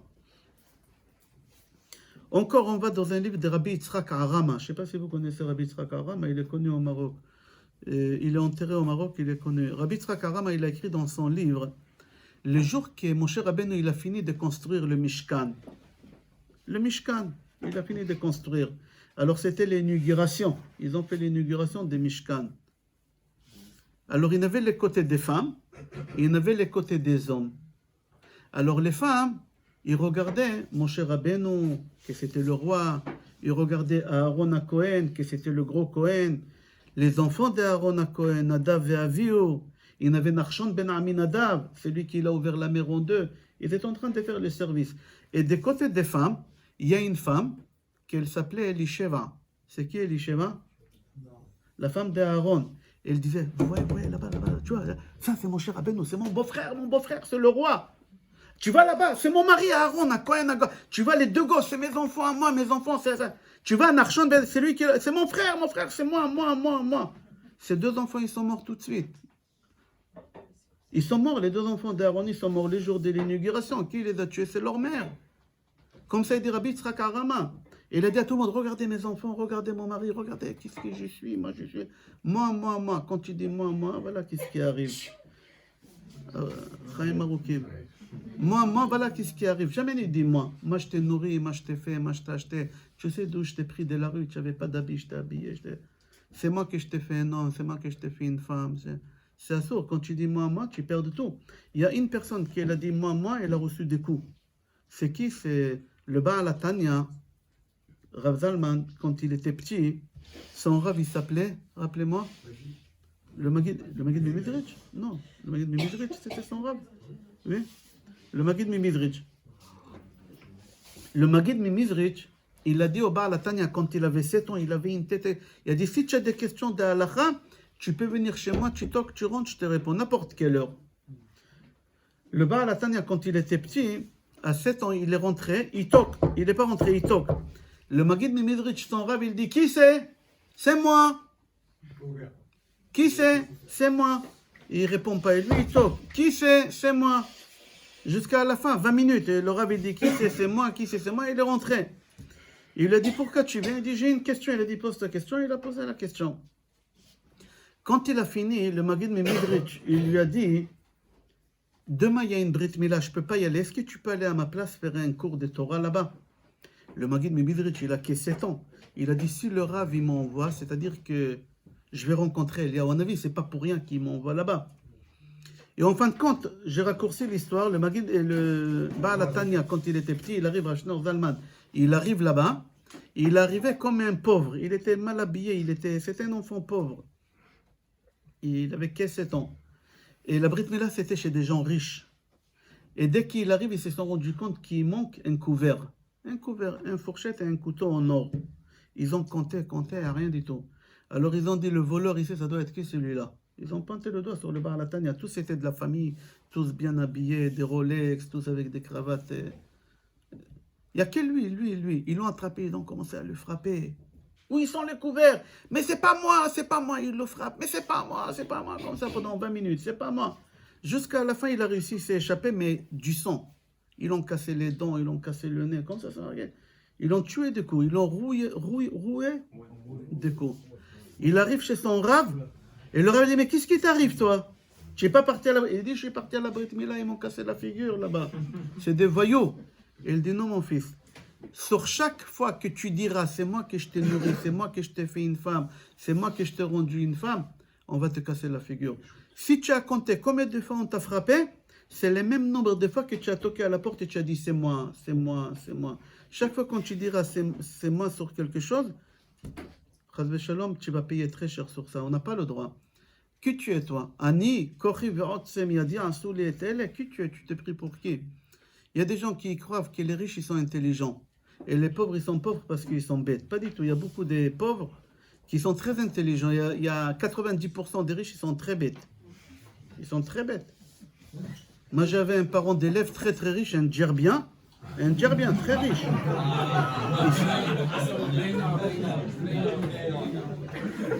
Ils sont dans l'or. À Paris, ils sont dans l'or. La Gigi, il y a des djerbiens. La Gigi. J'avais un parent d'élève. Moi, j'étais directeur de Maïmo. Je ne sais pas si vous connaissez Maïmo Boulon. Pendant 12 ans. J'étais directeur de Kodesh pendant 12 ans là-bas. Ce papa-là, il venait payer avec un chèque. Il me disait, je ne sais pas remplir. Il ne sait pas écrire en français. Mais il me disait chaque fois, tu prends pour mes 2 gosses et je veux pour 3 enfants qui n'ont pas les moyens. Il payait pour 5, mais il ne savait pas remplir un chèque. Il était très riche. Je lui ai dit, moi aussi, je ne sais pas écrire en français. Mais je ne suis pas riche comme toi. Mais je suis heureux, Baruch Hashem. La richesse, c'est être heureux, Baruch Hashem. Alors, il faut faire attention, Rabotai. Venez, on va continuer. Dans Parashat Balak, non, j'aimerais finir. Moi, ça, qu'est-ce qu'elle a dit, la femme d'Aaron à Cohen, Elisheva? Moi, c'est mon frère, moi, c'est mon mari, moi, c'est Narshon Ben Aminadav, c'était pas n'importe qui. Et voilà qu'est-ce qu'elle a fait. Elle a ramené l'amour à ses enfants. C'est lui qui dit à la maison, c'est moi que je vais nourrir, que je vous nourris. Il y a des gens comme ça. C'est moi que je vous nourris. Si je me casse de la maison, vous allez voir, vous allez mourir de faim. Combien des hommes ils ont quitté la maison et personne n'est mort? Hein? C'est lui qui est mort. Tu le vois Shabbat avec un boîte de conserve, avec un pain sec. Tu dois dire merci à ta femme, elle t'a donné des enfants, elle a risqué sa vie pour toi. Elle a risqué sa vie pour toi, pour te ramener des gosses. Aujourd'hui à table, tu as des gendres, tu as des belles filles, tu as des enfants, il y a des cris, il y a des chants, il y a la nourriture, etc. Qui t'a fait tout ça? C'est toi, tu nourris. C'est toi, tu n'as rien fait. Toi, elle a accouché, elle a eu la péridurale, elle souffre pendant 4 ans, les femmes, après la péridurale, vous savez. C'est pas après l'accouchement. 4 ans après, quand il fait froid, on a mal à la péridurale. Et toi, qu'est-ce qu'on t'a jeté des bonbons à la synagogue, on t'a chanté Mazal Tov? Qu'est-ce que tu as fait dans l'histoire? Et toi, tu oses dire, moi je t'ai fait, moi je vous nourris, moi je me casse de la maison, vous allez voir. Si tu vas te casser de la maison, ça sera beaucoup mieux, je crois, pour tout le monde. Ça sera beaucoup mieux pour tout le monde, comme ça c'est marqué. Il y a une femme, elle m'a dit, souvent j'ai pris Hachem que mon mari rentre en retard. C'est malheureux d'entendre, mais jamais j'aurais voulu que ma femme, elle va dire, j'aimerais que tu arrives en retard. Mais au contraire, j'aime qu'on m'attend, que... Non, une femme, elle est capable de dire pourquoi? Parce qu'elle a le stress, que le mari, il arrive, et elle n'a pas fini de cuisiner, et elle n'a pas fini de mettre les enfants au lit, il va lui faire des remarques. Il y a des hommes comme des mitraillettes, comme ça, ils tuent. Et pourquoi ci, et pourquoi ça, et pourquoi tu as pas fait, et pourquoi tu... C'est marqué Enisha Metal Baala. La Gemara dit, si une femme elle meurt, c'est à cause de son mari. Le stress, la ramma qu'il lui donne, elle attrape un cancer Chad Shalom de je sais pas quoi et elle meurt. C'est la Gemara qui le dit, c'est pas moi. La Gemara elle dit ça. Enisha Meta Ela al Baala. Ouvrez Gemara Ktubot. Enisha Meta al Baala. Si une femme elle meurt, c'est à cause de son mari. Une femme normalement elle doit vivre plus longtemps que son mari. L'espérance de vie chez les femmes, il est beaucoup plus qu'un an, mais surtout, en général, la femme, elle est plus jeune que le mari. Pas chez tout le monde. Chez moi, c'est pas comme ça. Moi, j'espère vivre longtemps, mais on peut pas savoir. On peut pas savoir. Ok, Rabotai, on va continuer. Dans Parashat Balak, Balak, il demande à Bilam de maudire les béné Israël. Comment Bilam, il voulait nous maudire? Aidez-moi, s'il vous plaît. Bravo. En hébreu. Matovu alecha Yaakov, mishkenotecha Israël. C'est quoi Matovu alecha Yaakov? Moshe Rabbeinu, il a fait en sorte que chaque famille, la porte de sa maison, elle ne donne pas face à la... Ici en Israël, il y a, partout dans le monde entier, il y a des portes face à face. Quand j'ouvre ma porte, tu ouvres la tienne, tu vas chez moi, qu'est-ce qui se passe au salon? C'est pas bien. Moshe Rabbeinu, il a fait en sorte que tous les tentes, ils ne sont pas face à face. Quand quelqu'un il ouvre la porte de sa tente, personne ne peut voir ce qu'il y a à l'intérieur. Alors Bilam, il a dit, Matovo alecha Yaakov, mishkenotecha Israël, je ne peux pas maudire, parce que ma façon de maudire, c'était avec l'œil. Il voulait nous faire entrer à Aïnara. Bilam, il a compris qu'à travers l'Aïnara, c'est toutes les maladies. Il a dit, si j'arrive à faire entrer le Aïnara entre les Bnei Israël, toutes les maladies vont arriver. Son but à lui, c'est de nous faire entrer une peur entre nous. Vous savez, la Gemara dit, si tu prends 10 hommes costauds, mais vraiment costauds, très très forts, solides, tu les unis en, siamois, on dit en français? Siamois. Un seul corps. Et tu jettes parmi eux une souci. Tu leur dis, demain, il y a un contrôle fiscal. Ils meurent tous. Tu jettes une souci. Demain, il y a un chèque qui va être rejeté. Ils vont tous mourir. La Gemara dit, tu prends 10 hommes solides, tu les unis et tu leur donnes daga. Un souci, ils vont mourir. Les gens, ils meurent des soucis aujourd'hui. Surtout depuis quelques années, il y a beaucoup de personnes qui se trouvent à l'hôpital Sainte-Anne. J'ai un copain qui habite à Saint-Brice, que son fils, il était en 6e année de médecine. C'était au début de Covid. Et il a eu une peur. Il a arrêté de manger, c'est pas anorexie. Il a arrêté de manger, il perdait du poids. Et quand ils l'ont ramené à l'hôpital, ils ont dit qu'il faut l'enfermer pendant quelques temps, le temps qu'il récupère quelques kilos. Seulement après, on peut. Et on ne peut pas lui rendre visite et on ne peut pas lui ramener à manger. C'était pas caché du tout, mais on n'avait pas le choix. On a demandé à des rabbinim. Plein de juifs comme ça. On n'avait pas le choix, ils étaient en danger de mort. Sakanat nefashot, les petits mangeaient. La peur chez les jeunes. Alors, quand on avait le droit de lui rendre visite à la fin, quand il a repris les kilos, alors son père, il m'a dit, tu peux passer le voir, c'est un copain à moi, un très bon ami. J'ai été le voir à l'hôpital et on s'est vu dans les couloirs. Quand je devais partir, il m'a dit, Rav, vous pouvez rentrer faire une bracha à un copain dans la chambre. Je rentre dans la chambre, je me suis cru dans un séminaire. Il y en avait 6 ou 7 filles religieuses orthodoxes avec des collants comme ça, des jupes assis derrière, comme ça. Et je disais, mais vous êtes qui? Des juifs comme ça là-bas dans la chambre, des garçons. Ils se sont réunis dans sa chambre. Une, elle m'a dit, moi je suis elle a fini infirmière, mais elle n'a pas commencé à travailler, je ne sais pas pourquoi. Il y a une qui a fini dentaire. Des personnes qui ont la tête sur eux, ils sont devenus fous. Pourquoi? La peur de Covid, ça fait rentrer une peur que jusqu'à aujourd'hui, les gens, ils ont peur. Alors, il y a une mode qui s'est développée à Paris, peut-être ici en Israël aussi, je suppose, c'est comme ça. Ils ont commencé à fumer des pétards. Les jeunes qui fument des pétards comme ça, ils fument. Pourquoi? Ça leur fait du bien. Il y en a beaucoup. Il n'y a pas une famille qui n'y a pas. Ici en Israël aussi, il y a une femme, elle m'a dit, j'étais à Hadera, jeudi, je crois, j'ai donné un cours à Hadera. Une femme, elle m'a dit, on habite dans un pavillon. Mon mari, tous les soirs, il descend en bas du pavillon, quand les enfants ils sont au lit, il fume 3 pétards, ça lui fait du bien. Je dis, ça vous dérange pas? Elle me dit, non, moi aussi, je fume avec lui des fois. Comme ça, elle m'a dit, moi, je descends, de temps en temps, je fume avec lui, ça me fait du bien, le stress, la peur, les gens, ils savent pas qu'est-ce qui va se passer. Le salaire, il va rentrer, il va pas rentrer, ils vont être licenciés, ils vont pas être licenciés. Alors, il y a des jeunes qui se sont trouvés dans les pétards, il y a des jeunes qui se sont trouvés dans l'alcool, il y en a des gens qui boivent. Ils vont à la synagogue, soi-disant chez les Chabad, il est devenu Chabad le Marocain. Pourquoi? Parce que là-bas, il y a des kiddushin, il y a la bocha là-bas, il y a pas le bocha, il y a le vodka, il y a la vodka. Et il retourne à la maison, moitié sous, il rentre. Alors, une femme, elle fait pas Shabbat. Et quand son mari m'a dit de lui parler, alors j'ai parlé avec elle, je dis, pourquoi, qu'est-ce qui se passe? Avant, tu faisais Shabbat. Et elle m'a dit, mais c'est quoi ces Shabbat? Mon mari, il rentre sous, il vomit. Il s'allonge au salon, il mange là-bas, moi je cuisine, ça c'est Shabbat, moi je préfère ma télévision. Je lui ai dit, vous avez raison. Je dis à son mari, elle a raison, ta femme. On va te dire que tu n'as pas fait Shabbat. Il me dit, moi, je dis oui, à cause de ta femme, de toi, ta femme ne fait pas Shabbat. Ça c'est Shabbat, elle cuisine, la pauvre vendredi, elle te fait un très bon Shabbat, et toi tu rentres bourré à la maison. Au lieu de kiffer la nourriture, dire ma femme c'est extraordinaire, c'est très bon, ça sent le Shabbat, et on va t'accuser de quelqu'un qui est Mechalel Shabbat. On n'a pas le droit. Rabotai, ça fait peur, toutes ces choses-là. Et l'état qu'on traverse aujourd'hui, on dit que ça vient de l'œil. La peur, elle vient de mauvais œil. Et c'est pour ça la communauté juive en France, je ne sais pas en Israël, en France, elle a été très touchée. Beaucoup de rabbanim sont morts. Moi, personnellement, j'étais en réanimation pendant 1 mois. Le soir des Pessah, j'ai réfléchi, j'ai dit, attends, c'est pas possible. Matzah mideoraita, j'ai dit à mon fils, débrouille-toi, ramène-moi matzah shmura. Il m'a ramené matzah shmura. J'ai mangé la matzah shmura, elle est restée, les poumons, ils ne fonctionnaient pas, j'étais avec des machines. Alors j'ai dit, j'ai mouillé ma bouche avec la matzah. Le docteur, il a dit à mon fils, appelle ta mère parce que il finira pas la nuit. J'étais condamné.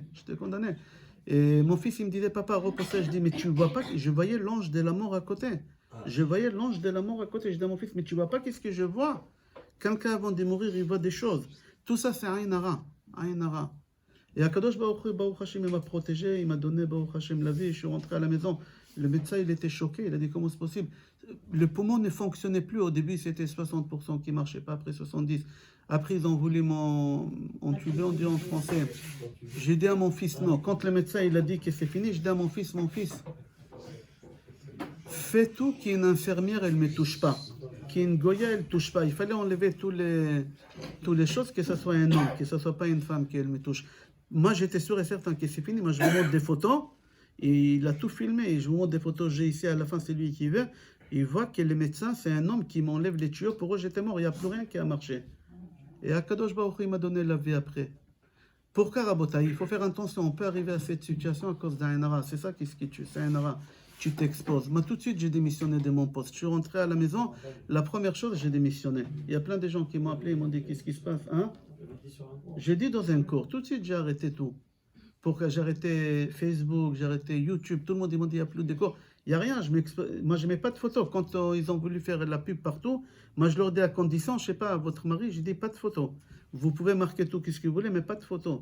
Je ne m'expose plus. Pourquoi? Parce que c'est des choses que j'ai vues de mes propres yeux. Qu'est-ce qui s'est passé chez Matzileno? C'est ça qu'est-ce qu'il dit la Gemara. Venez maintenant, on va y aller sur des choses un peu plus gaies. Il y a une Mishnah dans Avot. Il y a une Mishnah dans Avot qui dit Asara dvarim nivreu be'erev Shabbat ben hashmashot. Il y a 10 choses que Hachem il a créées vendredi avant Shabbat. Vendredi avant Shabbat. Ça va, Jonathan? Baruch Hashem. 10 choses, Akadosh Baruch Hu, il l'a créé avant Shabbat. Non, je ne vous ai pas reconnu. Avant Shabbat, Hachem il a créé 10 choses. C'est quoi les 10 choses qu'Hachem il a créées? Achta ve'amirta ve'luchot ve'ashamir. C'est quoi Shamir? C'est un ver de terre. Qu'est-ce qu'il a ce ver de terre? Hachem il a créé, écoutez mesdames, Hachem il a créé un ver de terre vendredi avant Shabbat. Qu'est-ce qu'il a de spécial ce ver de terre? Comment il a de ses yeux, il retire, il fait sortir un laser et il coupe toute matière. Le laser, il coupe toute matière. Et c'est comme ça qu'on a fait les pectorales, on dit. Les pectorales, les pierres, on a coupé. Les pierres des Beth Amikdash, on a coupé. Avec ça, on n'avait pas le droit d'utiliser des ustensiles. Rabotai, ce ver de terre, tout le temps, il faisait sortir un rayon laser. Tout le temps. Alors la Gemara dans Brachot, elle pose la question, elle dit, comment on le conservait? Si tout le temps il coupait, il y a un moment qu'on ne voulait pas couper, qu'est-ce qu'on faisait? Quelle boîte? En cuivre, tu n'es pas loin. Tu n'es pas loin. Non, pas loin. On prenait une boîte en plomb, comme ça la Gemara dit, on le mettait dedans et on fermait. Et là, ça coupait l'œil. D'ici, Chachamim, ils ont dit, c'est lui qui croit qu'il a la mauvaise œil, c'est bien qu'il fasse le plomb. Alors, d'abord, je commence. Le plomb, c'est pas mystique, c'est pas kabbalistique. Rav Avodia Yosef Zichrono Livracha, il le faisait. Il demandait à ses enfants de le faire tous les 2 mois, le plomb. Moi, j'ai fait le plomb, mais j'ai arrêté. Ça fait longtemps parce que ça prend de temps. Je vais expliquer comment on fait. Rav Eliashiv, vous connaissez Rav Eliashiv? Rav Eliashiv, c'est le beau-père de Rav Kanievski. Rav Eliashiv lui-même, il faisait. Il y a une femme à Mea Sha'arim. Je suis sûr que quelqu'un qui avait... La rabbin, elle est décédée il n'y a pas longtemps. Elle est décédée il n'y a pas longtemps. Il y a un mois, je crois. Elle est décédée. Elle est connue. Les gens, ils partaient du monde entier faire chez elle. C'était qui? C'était la nièce de Rav Eliashiv. C'est-à-dire, pourquoi j'ai dit ça? Parce que c'est pas mystique. C'est pas... Moi, je suis contre les rabbins. Quand j'ai dit des rabbins, je suis contre les rabbins qui, toute la journée, ils courent à recevoir des gens et ils s'en foutent de tes problèmes. C'est ton argent qui les intéresse, pas autre chose. Alors, quand je dis que Rav Avodia Yosef, il a dit qu'il faut faire au Rav Eliashiv, c'est pas mystique, c'est quelque chose qui marche. Et c'est marqué dans la Gemara. La Gemara dit que pour arrêter, pour couper l'œil, c'est qu'avec le plomb. Alors, comment on fait? Je vais expliquer comment on fait. Je ne sais pas en Israël comment ça s'appelle, mais en France, on achète des barres, ça s'appelle des baguettes, des étains. L'étain. Étain, ça s'appelle en français 33%. D'accord? 31? Je ne sais pas, j'ai dit, en France, vous partez chez la plateforme des bâtiments, je ne fais pas de la pub. Mais c'est là-bas que j'envoie les gens toujours, parce que ça appartient à un juif. Ça appartient à la famille Lelouch. Oui? Ils méritent parce qu'ils aident beaucoup des Bate Chabad dans le monde. Ils aident beaucoup aussi les Breslev. Alors ils méritent. Pourquoi? La famille Lelouch, toujours, j'envoie là-bas, je leur dis, vous achetez des baguettes, éteint 33. Et comment on fait? Alors il faut 3 baguettes par personne. Je mets dans une casserole, je chauffe. Quand ça chauffe, ça devient liquide, comme de l'eau, mais bouillant, c'est très dangereux, ça peut tuer, d'accord? La personne, elle est assise et elle s'enveloppe avec une grosse serviette. Une grosse serviette, pourquoi? Parce que je mets une casserole avec de l'eau et la casserole, avec le plomb chaud, je verse sur sa tête, c'est-à-dire dans l'eau froide. Et là, ça va prendre une forme. Tout de suite, ça prend une forme. Et dans cette forme-là, il faut savoir comment lire, est-ce qu'il y a œil. S'il y a l'œil, ça vient d'une femme, d'un homme, on peut savoir, des proches, pas proches. Est-ce que c'est toi-même qui as porté l'œil? Tu peux porter l'œil à toi-même, tu dis, ah, tu as vu comment? Avec mes 10 doigts, j'ai construit tout ça. Tu vois, qu'est-ce que j'ai fait moi? Ma sans diplôme, j'ai réussi, ma sans truc, personne ne m'a aidé. J'ai pas demandé à mon beau-père un rond, rien du tout. Mon beau-père, il m'a arnaqué, pas plus que ça. Tu te portes l'œil toi-même. Et on peut savoir dans le plan. Alors, à votre c'est marqué dans la Gemara. Dans la Gemara, c'est marqué qu'avec le plomb, tu peux retirer l'œil. Et là-bas, la Gemara, elle ramène plusieurs méthodes comment on peut retirer l'œil. Je vais donner encore 2 méthodes. Une méthode, que c'est Rabbi Meir Baalanes qui il dit. On prend le pouce gauche, on le fait rentrer dans la paume de la main droite, l'autre pouce dans la main gauche, et on ferme comme ça, et on dit Ana Mizar, la pouce là, l'autre pouce ici, on ferme. Rabbi Meir Baalanes il dit, tu répètes Ana Mizara de Yosef Tzadika de la Shaltabe'ina Bisha. Ça, c'est une deuxième chose qu'on peut faire. Il y a une troisième chose qu'on peut faire. Si c'est très urgent, tu as reçu chez toi à la maison quelqu'un que tu sais qu'il a laissé derrière lui, ouah, tu as vu le lustre, ouah, tu as vu le fauteuil, tu sens qu'il y a quelque chose et tu as besoin d'une aide d'urgence, alors c'est marqué là-bas, hein, on a 7 ouvertures dans le crâne. Les 2 les plus hautes, c'est les oreilles. Après les yeux, après les narines et après la bouche. Avraham, Yitzhak, Yaakov, Moshe, Aaron, Yosef, David, Shamar, Shirot, Betishbachot. Alors je répète, Avraham, Yitzhak, Yaakov, Moshe, Aaron, et là c'est qui? Yosef. C'est-à-dire que la narine gauche c'est qui? Yosef, la narine gauche. Et Yosef, il a reçu la bracha contre Aïn Hara. Son père, il a béni, il lui a dit Ben Porat Yosef, Ben Porat Alain, Bnot Saada Aleshur. Il lui a donné la bracha d'Aïn Hara. Alors, si Chas Veshalom, tu as besoin en urgence de te faire protéger tes enfants ou la maison d'Aïn Hara, là-bas, la Gemara dit tu fermes l'œil droit, l'œil gauche, tu regardes la narine gauche et tu dis Ana Mizara de Yosef Tzadika de la Shaltabe'ina Bisha. Et tout de suite, l'Aïn Hara, il part. C'est plus rapide que le plomb, etc. Comme ça, la Gemara, comme ça, c'est marqué dans la Gemara. Je vais donner Gemara Sota, page Memchet Amud Bet, et il y a encore un autre endroit que la Gemara dit. Je vais répéter tout à l'heure, oui. Oui. Il y a, Rabotai, il y a une halakha dans plusieurs endroits dans Maran Shulchan Aruch, Bet Yosef. Vous savez que Bet Yosef, Maran Shulchan Aruch, il était, on dit en français, cartésien. Cartésien, terre à terre, il n'était pas mystique, lui. Et lui, il dit dans dizaines des endroits, j'ai ici, Shulchan Aruch Orachaim Yoredea, Even Haezer, Choshen Mishpat, Orachaim Siman Kuf Mem Aleph, Yoredea Siman Shin Chaf Aleph, Resh Mem Tet, Even Haezer Siman Samer Bet, Choshen Mishpat Shin Ayin Chet. Il y a des dizaines d'endroits qui répètent, faites attention à l'œil. Et il donne des exemples. On n'a pas le droit de faire monter au Sefer Torah un père et derrière lui son fils. Pourquoi? Parce qu'au moment que les deux ils vont monter, alors les gens ils regardent, ils disent ah, tu as vu, le papa il fait jeune hein, par rapport à son fils. Ouh, comment il fait lui pour regarder comme ça? Il se tient droit, il est maigre, et il lui porte l'œil. Les deux regardent par là. Oh, les deux ils ont une Rolex. Ah, tu as vu, les deux ils ont Rolex. Ils travaillent à la pompe à chaleur, ces deux-là. Ils vont lui porter l'œil.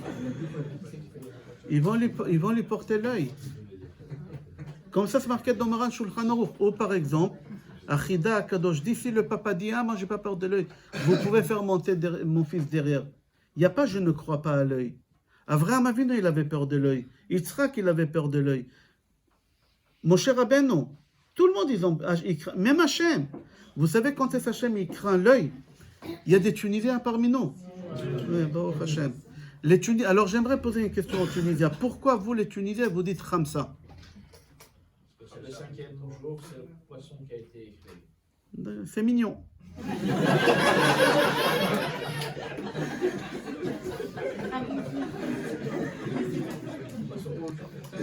C'est mignon. Il y a beaucoup de choses qui étaient écrites au 5e jour. Tous les animaux, c'est pas que le poisson. Tous les animaux. Alors au lieu de dire chouta, dis vache. Rabota, il y a des Tunisiens ou non? Pourquoi on dit chouta? Parce que le brouillard, il y a 14 phalanges, 4 plus 1, c'est ça. C'est mignon. Une autre question, Rabotai. Pourquoi les Tunisiens disent chouta? Je vais donner des réponses. D'accord? Pourquoi ils disent chouta? Parce qu'ils vivent cachés, les poissons. Les poissons, ils vivent cachés. Très bien. Il n'a pas fauté. Oui, le poisson, c'est vrai, vous avez raison, il n'a pas mangé de l'arbre de la connaissance, mais ce n'est pas pour ça. Il y a 3 personnes qui... חוטה משולש מהרה לא ינדל. Bravo, bravo madame là-bas. Voilà, la dame elle a trouvé. Je vais répondre sur les questions, Rabotai. Pourquoi les Tunisiens ils disent Khamsa? Si tu dis comme ça, Khamsa, ça sert à rien. Mais le Ben Ishra, il dit qu'il n'était pas tunisien, il était irakien à Babel. Et il dit que ça marche. Mais il faut penser quelque chose quand tu dis Khamsa. C'est quoi? La valeur numérique de Hachem, Yutke Vavke, c'est combien? 26. Khamsa, ça veut dire 5 fois 26. C'est combien 5 fois 26? C'est des comptables? 130. La valeur numérique des 130, c'est Aïn. Aïn, Yud, Nun. C'est-à-dire 5 fois le nom d'Hachem, c'est l'œil. Alors quand tu dis Khamsa, tu dois dire 5 fois le nom d'Hachem qui va me protéger de ton œil. Et là, ça marche, comme ça dit le Ben Ishraï. Sinon, ça ne marche pas. Si tu dis Chouta Chouta ou tu mets des poissons chez toi à la maison, ça ne marche pas si tu ne comprends pas pourquoi. Si tu ne sais pas pourquoi. Il faut savoir pourquoi on dit Khamsa, c'est parce que Khamsa, c'est 5 fois le nom de Hachem, 26 fois 5, 130, c'est la valeur numérique de Aïn. Mis à part ça, Birkat Kohanim, c'est bien fait pour quelqu'un qui a peur de l'œil. Pourquoi? Parce que les gens ils croient que Birkat Kohanim c'est pour la parnassa, c'est pour la santé. Non. Birkat Kohanim c'est bénéfique pour deux choses. La première chose, quelqu'un qui a fait un cauchemar. Et deuxième chose, pour l'œil. Pour l'œil. Pourquoi pour l'œil? Parce qu'il y a des Kohanim ici. Oui. Quand le Kohen il fait Birkat Kohanim, il fait comme ça. Il ne faut pas dépasser le front, comme ça. Pourquoi comme ça? Parce qu'ici il y a la forme de l'œil. Et il y a 5 espaces. Le Khamsa c'est ça. 1, 2, 3, 4, il y a 5 espaces. Alors, Birkat Kohanim, quand le Kohen il fait Birkat Kohanim, Akadosh Baruch Hu, il est derrière lui. Et dans Shir HaShirim, c'est marqué Mashgiach min hachalonot, metitz min hacharakim. Ça s'appelle Chalon et ça s'appelle Charakim. Et Akadosh Baruch Hu, il est dans 5 endroits, surtout dans Birkat Kohanim, que ça fait valeur numérique de l'œil. Compréhensible jusqu'à là? Maintenant, pourquoi Chouta? Pourquoi le poisson? Tous les animaux et tous les êtres humains, ils ont une paupière qu'elle monte, qu'elle descend d'en haut vers le bas. Hein? Lui, ça bouge pas. Non. Le coq, la poule, le coq, c'est à l'envers, d'en bas vers en haut. Que le coq. Il y a une raison pourquoi, mais ça ne nous concerne pas maintenant. Et par contre, les poissons, ils n'ont pas de paupières du tout. Ils n'ont pas de paupières. Pourquoi ils n'ont pas de paupières? Parce que Akadosh Baruch Hu nous a donné des paupières que tu saches fermer l'œil quand tu vois quelqu'un qui est réussi. N'y regarde pas. Tu vas voir un copain au travail, il a un magasin, tu vas prendre un café avec lui, et il y a un client qui vient, il dit tac, tac, tac, tac, tac, la porte, la caisse, elle s'ouvre, et tu regardes. Ferme tes yeux. Al ta'amod, c'est Maran Shulchan Aruch, Al ta'amod besader chavercha besha'a shekamato omedet. N'y rentre pas où ton copain il stocke sa marchandise. N'y rentre pas. Ton copain, il a un stock, un hangar, et toi, tu veux prendre un café avec lui au bureau, reste au bureau, n'y sors pas du bureau. Pourquoi tu vas? Là-bas, la Gemara dit, elle donne des conseils, quelles affaires faire pour se protéger de l'œil. À l'époque, les Juifs, ils étaient des kadarim. Kadarim, ils fabriquaient des cruches. Maintenant, une cruche, c'est grand, ça prend de la place, et c'est des centimes. La Gemara dit, il ne faut pas faire ce travail, parce que pour gagner beaucoup d'argent, il faut faire beaucoup de cruches. Alors ça fait plein un hangar. Et les gens, ouh, l'hangar qu'il a, il est millionnaire. Et le bonhomme, il a pour 1 euro là-bas des bénéfices. Ça gagne rien du tout, ça prend de la place. La Gemara, elle donne là-bas des conseils. Qu'est-ce qu'il faut faire, qu'est-ce qu'il ne faut pas faire. Là-bas, la Gemara, elle donne des noms des sociétés aussi. Il y a des gens qui ont des sociétés, ils ont des articles qui sont très demandés, pas chers. Ils n'arrivent pas à vendre. L'affaire, elle ne marche pas.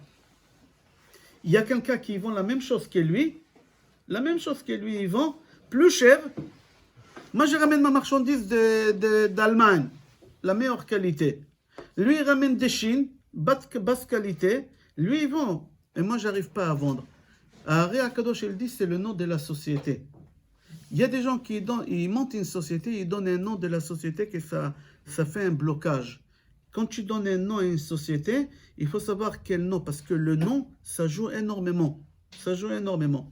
Alors, Ari Akadosh, ce n'est pas un cours maintenant de noms, mais Ari Akadosh, il donne 3 noms à des sociétés. Il dit, si tu ouvres une société et tu veux que ça marche, et ça marche. Moi, j'ai testé dans plusieurs endroits et ça marche. Je donne un exemple. Il y a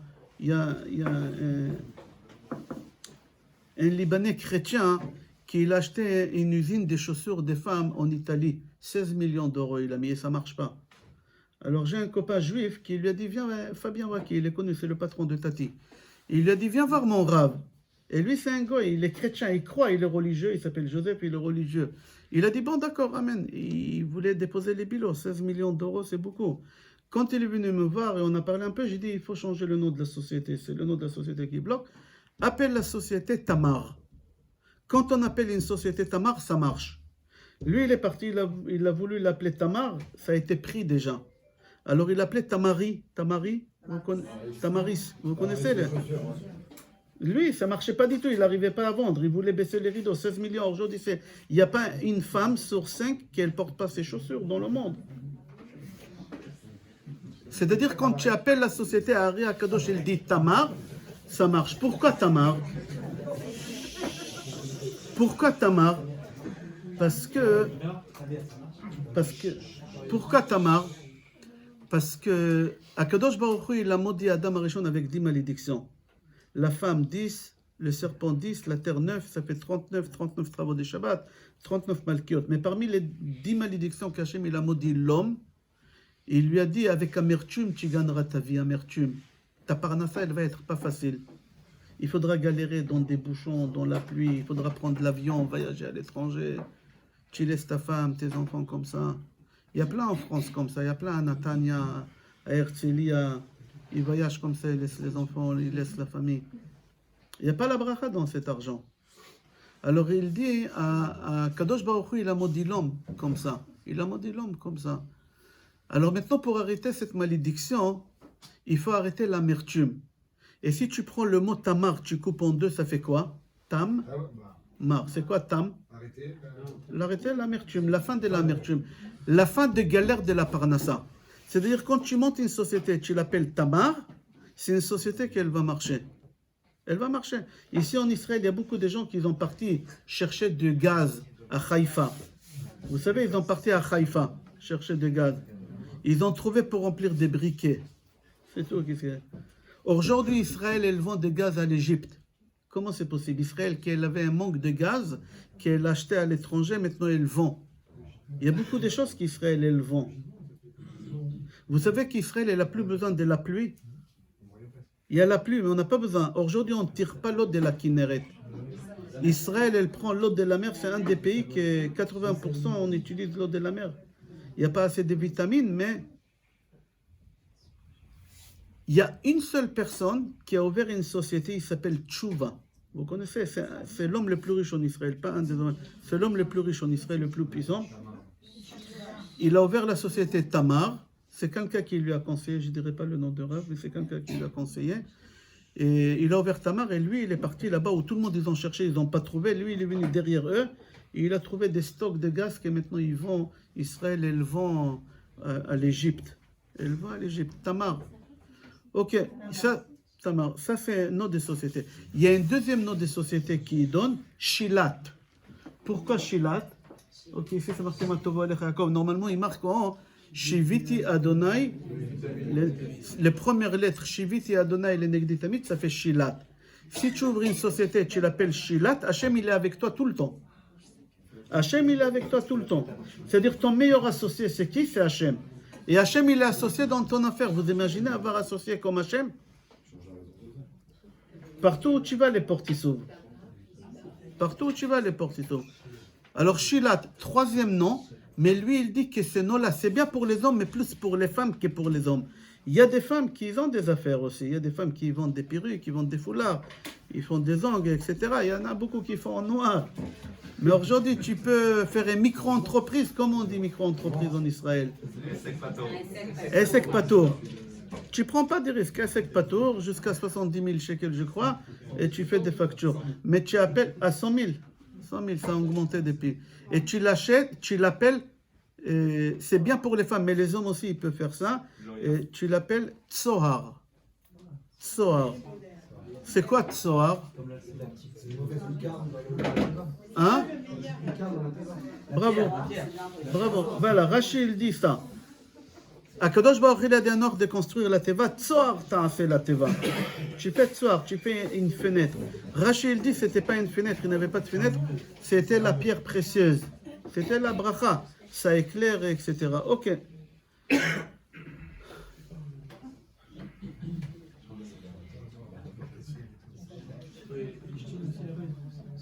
Hein? Pardon?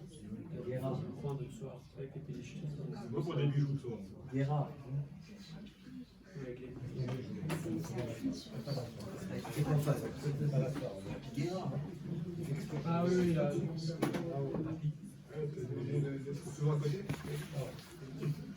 Ok, Rabotai, on a expliqué c'est quoi les poissons.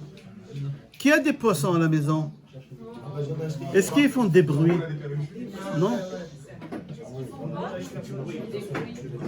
Rabotai, venez, on va conclure. Venez, on va conclure. Je sais, c'est long et vous êtes fatigués. Venez, on va conclure. Rabotai, venez, on va conclure. Est-ce que les poissons, ils font des bruits chez vous à la maison? Non, ils sont silencieux. Alors, je vais expliquer quelque chose. À l'époque de Hanouka, on avait les Grecs qui sont venus ici. Ils ont fait rentrer toute la Touma ici. Les Grecs, c'était les Athéniens, on dit en français, Athènes. C'était les gens les plus intelligents.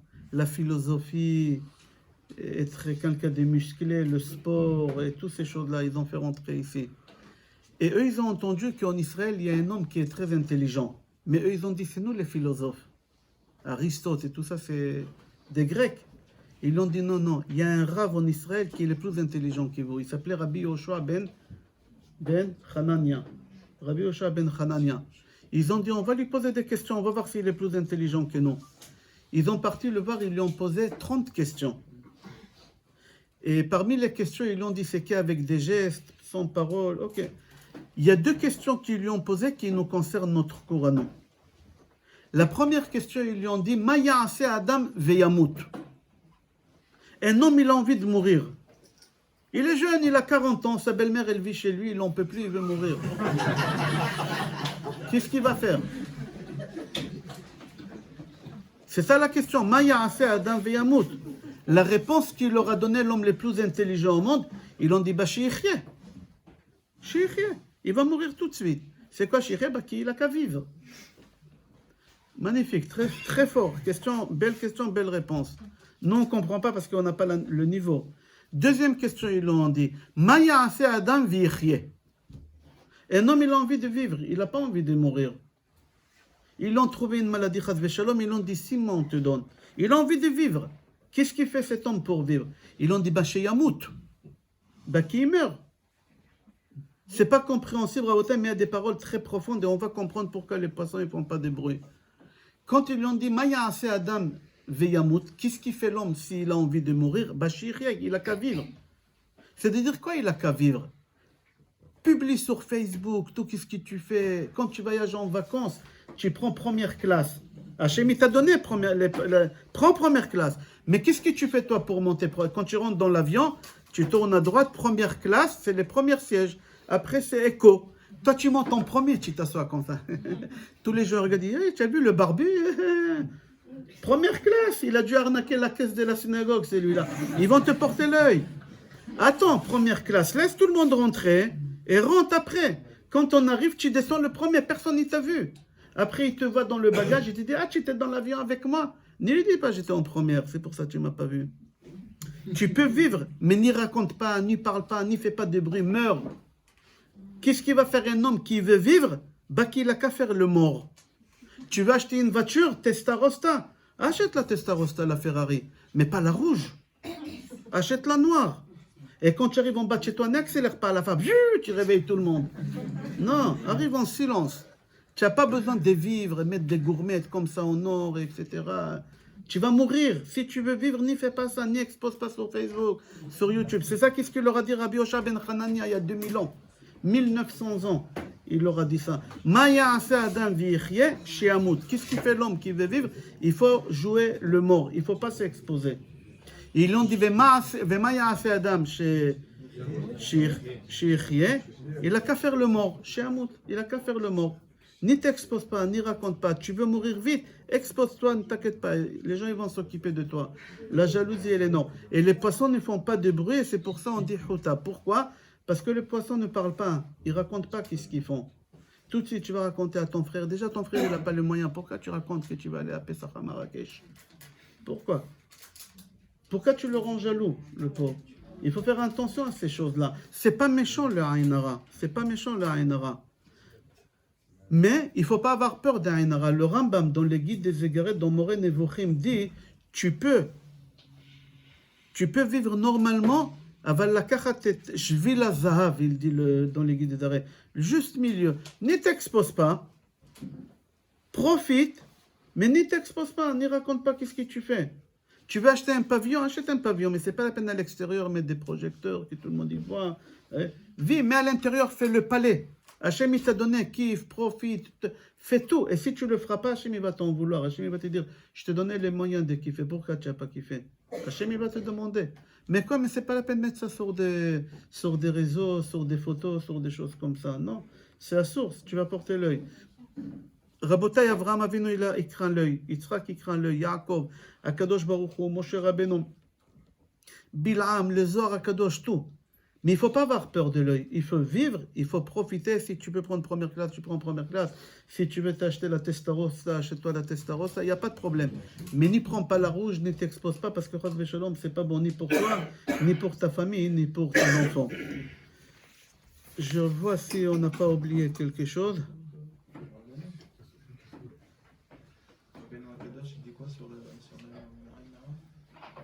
Rabbeinu Akadosh, dans les côtés Moharan, dans Torah Samer Vav.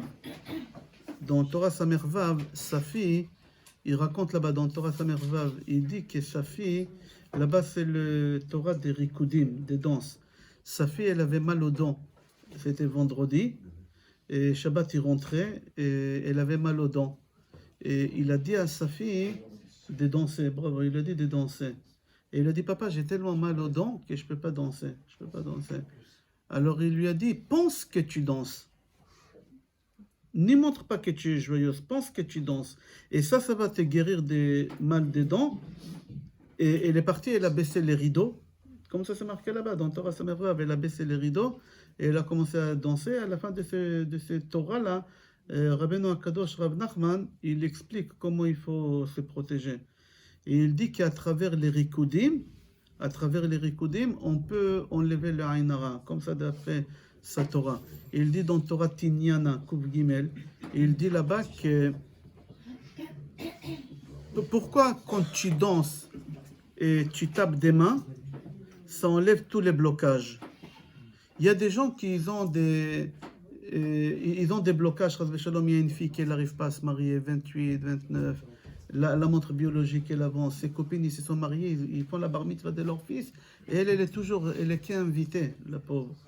Ou le fils, il n'arrive pas à se marier. Alors, Rabbeinu Akadosh, il explique, il dit là-bas, parce qu'on ne danse pas assez. On ne danse pas assez. Il y a une femme en Amérique, à New York, que, Chas v'Shalom, elle avait la maladie dans les seins. Et Chas v'Shalom, elle était condamnée. Et là, elle est rentrée, par rapport au cours, elle est rentrée en contact avec moi. Et je lui expliquais comment il faut faire. Pendant tous les traitements, je lui expliquais comment il faut faire.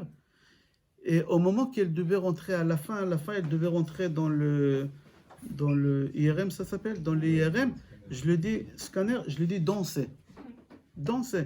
Elle m'a dit, j'honte. C'est des goïms là-bas en Amérique, je vais danser. Je dis, écoutez, vous avez honte pendant 2 minutes et vous avez sauvé votre vie. Vous ne dansez pas, et Chas v'Shalom, c'est pas bon. Il faut danser devant la machine. Si vous ne dansez pas devant la machine, les résultats ils vont être mauvais. Et elle a dansé, elle m'a raconté après, elle a dansé devant la machine et les résultats ils ont sorti très très bien. Après, 3 jours après, elle avait mal à la jambe, elle est partie faire des scanners, elle m'a dit il y a un problème, ils veulent danser. Je dis vous n'avez pas dansé assez. J'ai dit danser jusqu'à... Et Baruch Hashem, elle n'a rien du tout. Vendredi, moi je peux l'appeler maintenant. Je ne la connais pas, cette femme-là. Moi, je peux l'appeler maintenant, la mettre sur haut-parleur et vous allez écouter. Et vendredi dernier, elle a reçu les résultats finaux qu'elle n'a rien du tout. Rien du tout. J'ai un copain, à Paris, là, en ce moment, il est en train de dépasser des chimios. Il est connu, il a cette marque-là, des... Lord & Fould. Vous connaissez Lord & Fould? C'est des costumes de 2000 €, ça. C'est lui qui me les a offerts. J'ai pas le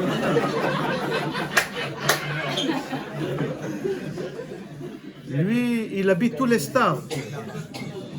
Tous les stars à la télévision, c'est lui qui les habille. C'est... À 40 ans, Hachem Yatzilenu, ils ont trouvé la maladie. À 40 ans, comme ça, en plein réussi dans sa vie.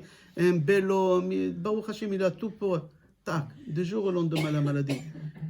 Ils lui ont dit qu'il doit faire il doit faire des chimios 2 semaines et 3 semaines rester à l'hôpital après, et après 2 semaines rentrer à la maison et retourner 2 semaines et 3 semaines 8 fois. C'est-à-dire pendant 2 ans, il doit rester à l'hôpital. Un homme qui est Baruch Hashem, il a des... Marquez sur Google, cette société, vous allez voir, c'est pas... Pour vous dire, c'est pas n'importe qui. À 41 ou ici, le roi du Maroc, il s'habille que chez lui. Il lui envoie, quand il veut choisir, il lui envoie un conteneur rempli des habits. Le roi, il s'habille, après il renvoie le conteneur et il lui rend qu'est-ce qu'il veut pas. Il fait habiller des personnes très connues. Et à 40 ans, le pauvre comme ça, je lui dis, écoute, tu suis le programme que je te donne. Et en réalité, en fin de compte, à la fin, ça fait que 2 mois qu'il est à l'hôpital, que 2 mois, Baruch Hashem.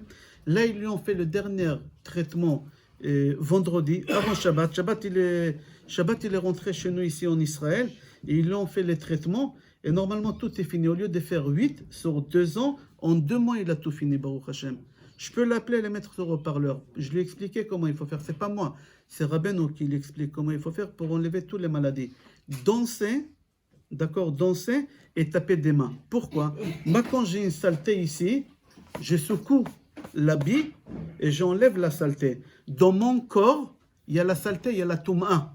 Et pour enlever la touma, il faut que je fasse la même chose que le costume, mais sur ma main. J'enlève. Et non, on croit que je tape des mains, mais je tape pas des mains. J'enlève la saleté. Et pour enlever dans le corps tout ce que j'ai, je danse. Mais quand il dit il faut danser, Rabbeinu il dit il faut danser 30 cm. C'est beaucoup 30 cm. Essaie de danser 30 cm comme ça pendant 5 minutes. C'est très fatigant, mais tu vas te sentir beaucoup mieux.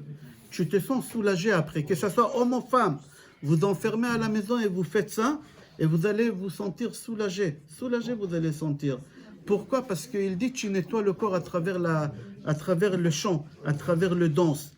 Parce que lui, il explique là-bas, Rabbeinu, dans Torah, Kuf Samer Vav. Si vous n'avez pas l'écouté à mon Oran ici. Regarde. Torah Kuf Samer Vav, il explique qu'il faut danser sur le talon.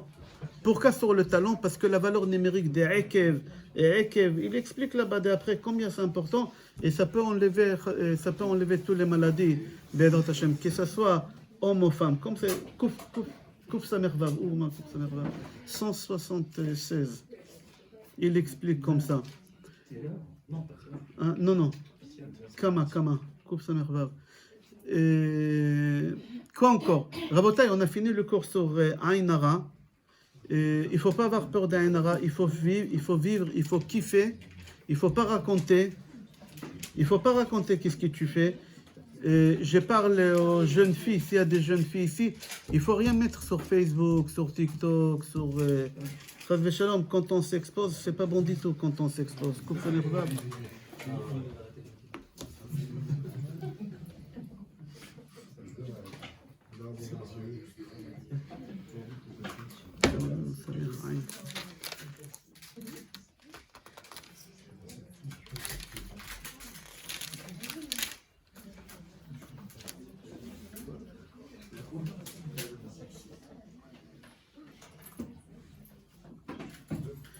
וצריך האדם למהר מאוד לגרש מקרבו רוח השטות.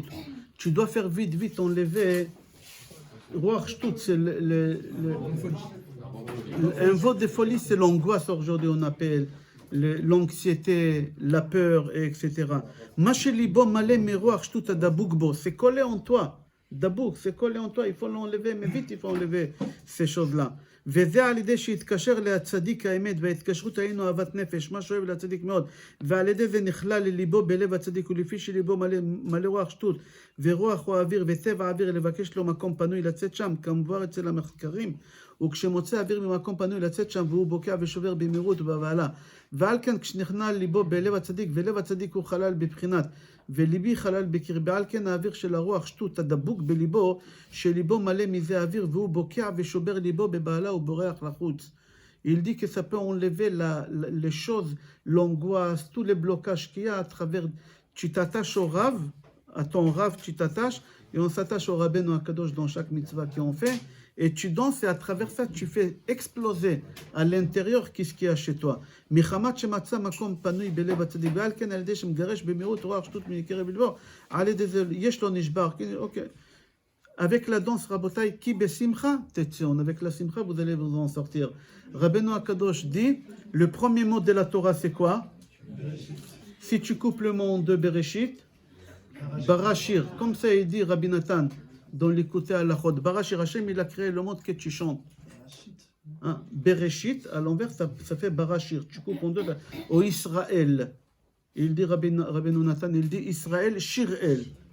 Tu fais que chanter. Le Ben Ishraï dit que l'angoisse, ça vient des malédictions qu'Hachem il a données à cause des serpents. L'angoisse, c'est le serpent, le Nachash. Nachash, Nun, Chet, Shin. Si tu prends les lettres qui précèdent avant Nachash, ça fait quoi? Avant Nun, c'est quoi? Mem. Avant Chet, Zain. Et avant Resh, ça fait quoi? Zamer. C'est quoi Zamer? Chante. Tu chantes, tu enlèves les 10 malédictions que le serpent il t'a données.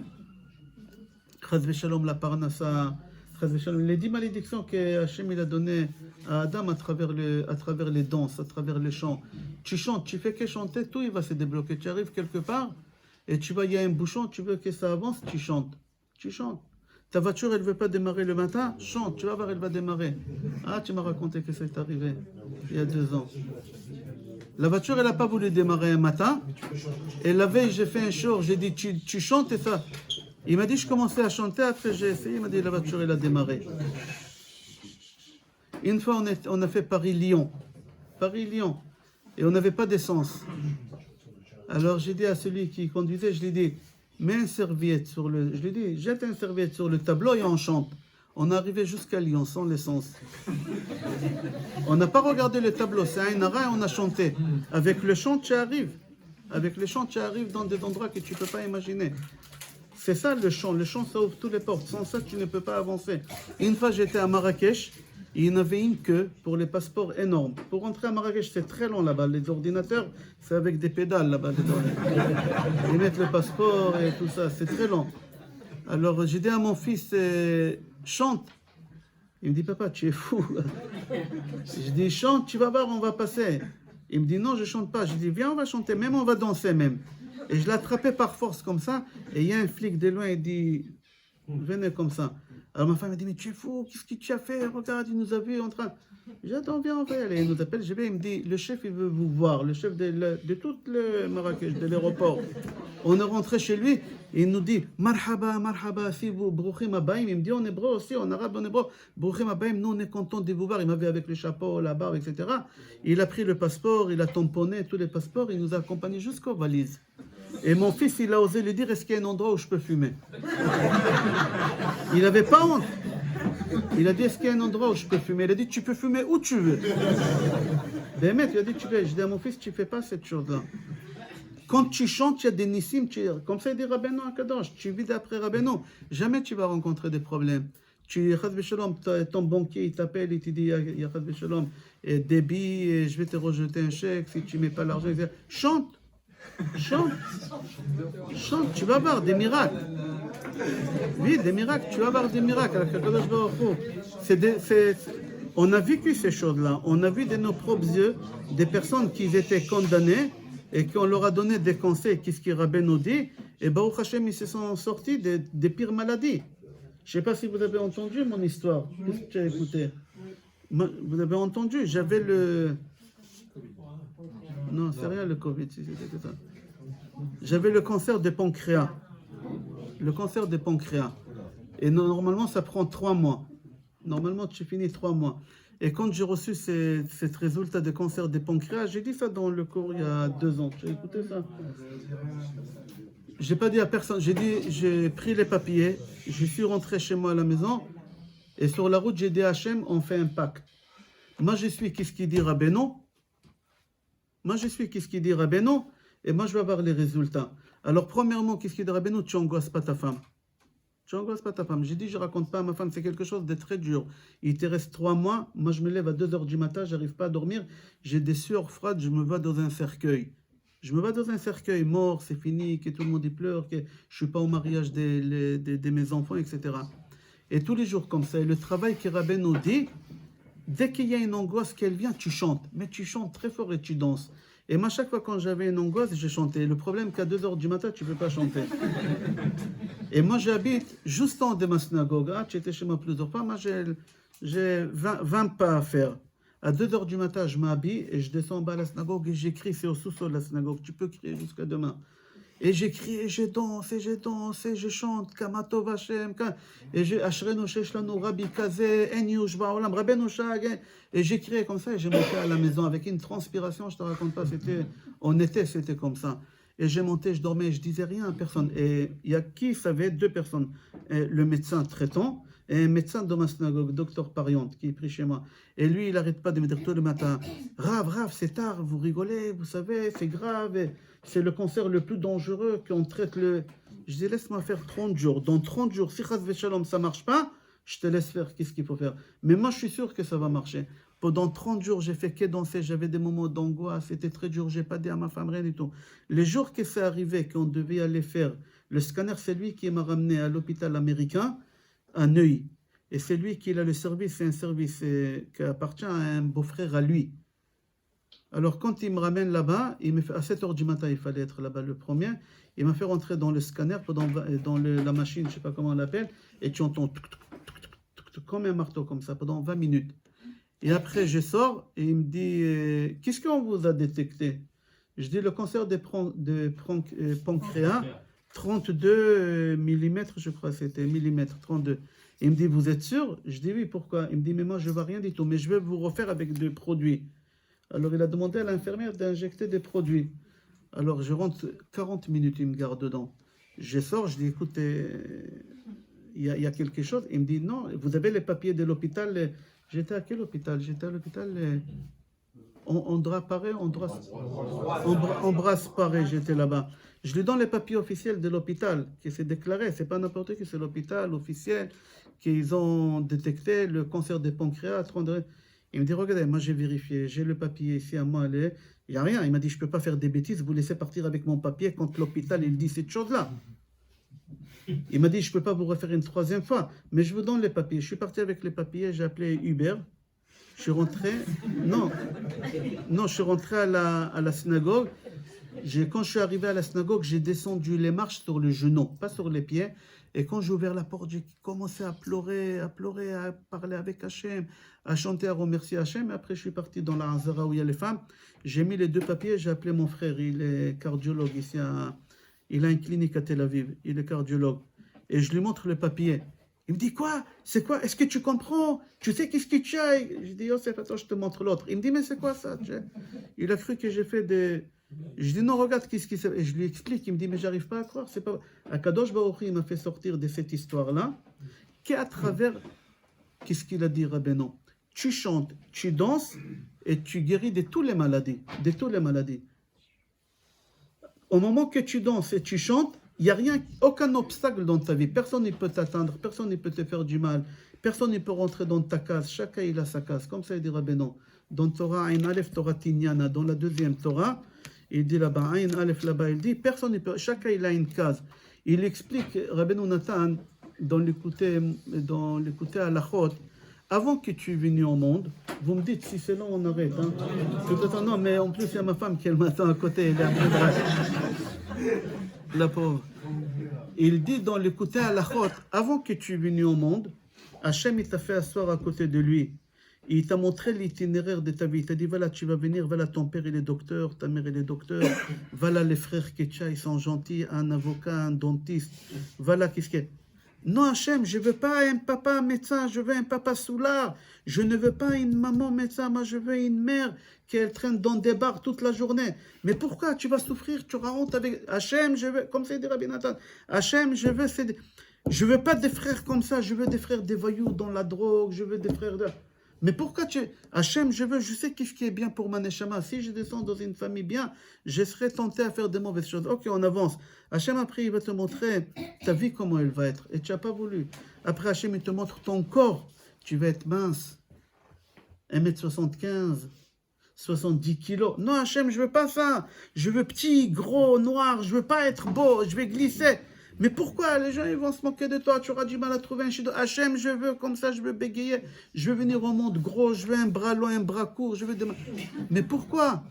Il y a qui demandent, il dit Rabbi Nathan, il dit qu'il y a des gens qui demandent de venir ici en T21, trisomie 21. Et qui Hachem il accepte que des neshamot de tzadikim pour qu'il ne faute pas à nouveau. C'est-à-dire, mon père, quand chaque fois il y a quelqu'un qui était trisomie, il rentrait, il se levait, il se mettait debout. Et il disait que ces personnes-là, ils ont des neshamot, des grands rabbanim. Des grands rabbanim. Parce qu'un trisomie 21, il ne peut pas fauter. Alors nous, dans l'autre monde, on a demandé à Hachem d'avoir une femme méchante, d'avoir un mari méchant, un mari radin, un mari coléreux. Tu vois, il ne fume pas Shabbat, il te renverse la table de Shabbat. Une femme, elle ne s'occupe pas comme il faut, elle n'est pas chaleureuse. C'est toi que tu as demandé à Hachem. Hachem, il n'a pas voulu. Hachem, il t'aime. En ra yored min hashamayim. Rabbi nous dit, il n'y a pas de mal qui vient. Et toi, tu as demandé. Maintenant qu'on est là, on croit qu'on est intelligent. On dit à Kadosh Baruch Hu, pourquoi tu m'as ramené gros? Regarde, j'ai du mal à me marier. Pourquoi tu m'as donné un enfant malade? Pourquoi tu m'as donné une femme? Tu m'as donné un mari. Mais c'est toi que tu as demandé toutes ces choses-là. Aujourd'hui, tu crois que tu es intelligent plus qu'avant. C'est-à-dire, tout l'itinéraire de notre vie, c'est nous qui on a demandé à Kadosh Baruch Hu. Mais on peut le changer. Et il dit, Rabbeinu, à travers les chants. Si tu chantes, tu vas voir Hachem, il va changer la tête de ta femme. Si tu vas chanter, Hachem, il va changer la tête de ton mari. Kadosh Baruch Hu, il va changer toute ta vie. Comme lui, il a voulu au départ, que toi, tu n'as pas voulu. Mais qu'est-ce qui est là, toi, avec ça, que tu seras pardonné, tu as fini ton tikkun. Parce que sinon, tu n'as pas fini ton tikkun. Tu dois revenir encore une fois comme c'était prévu, que tu as demandé. Non, tu ne retournes pas. C'est-à-dire qu'avec le chant, tu peux être sauvé aussi dans le Olam Haba. Comme ça, il dit Rabbeinu Kadosh. S'il y a des questions, on va essayer de répondre.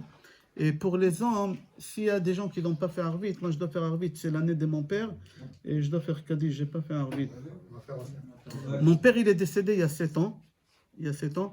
Et c'est très important de faire Kaddish sur quelqu'un qui est parti pendant toute l'année, et quand c'est la semaine.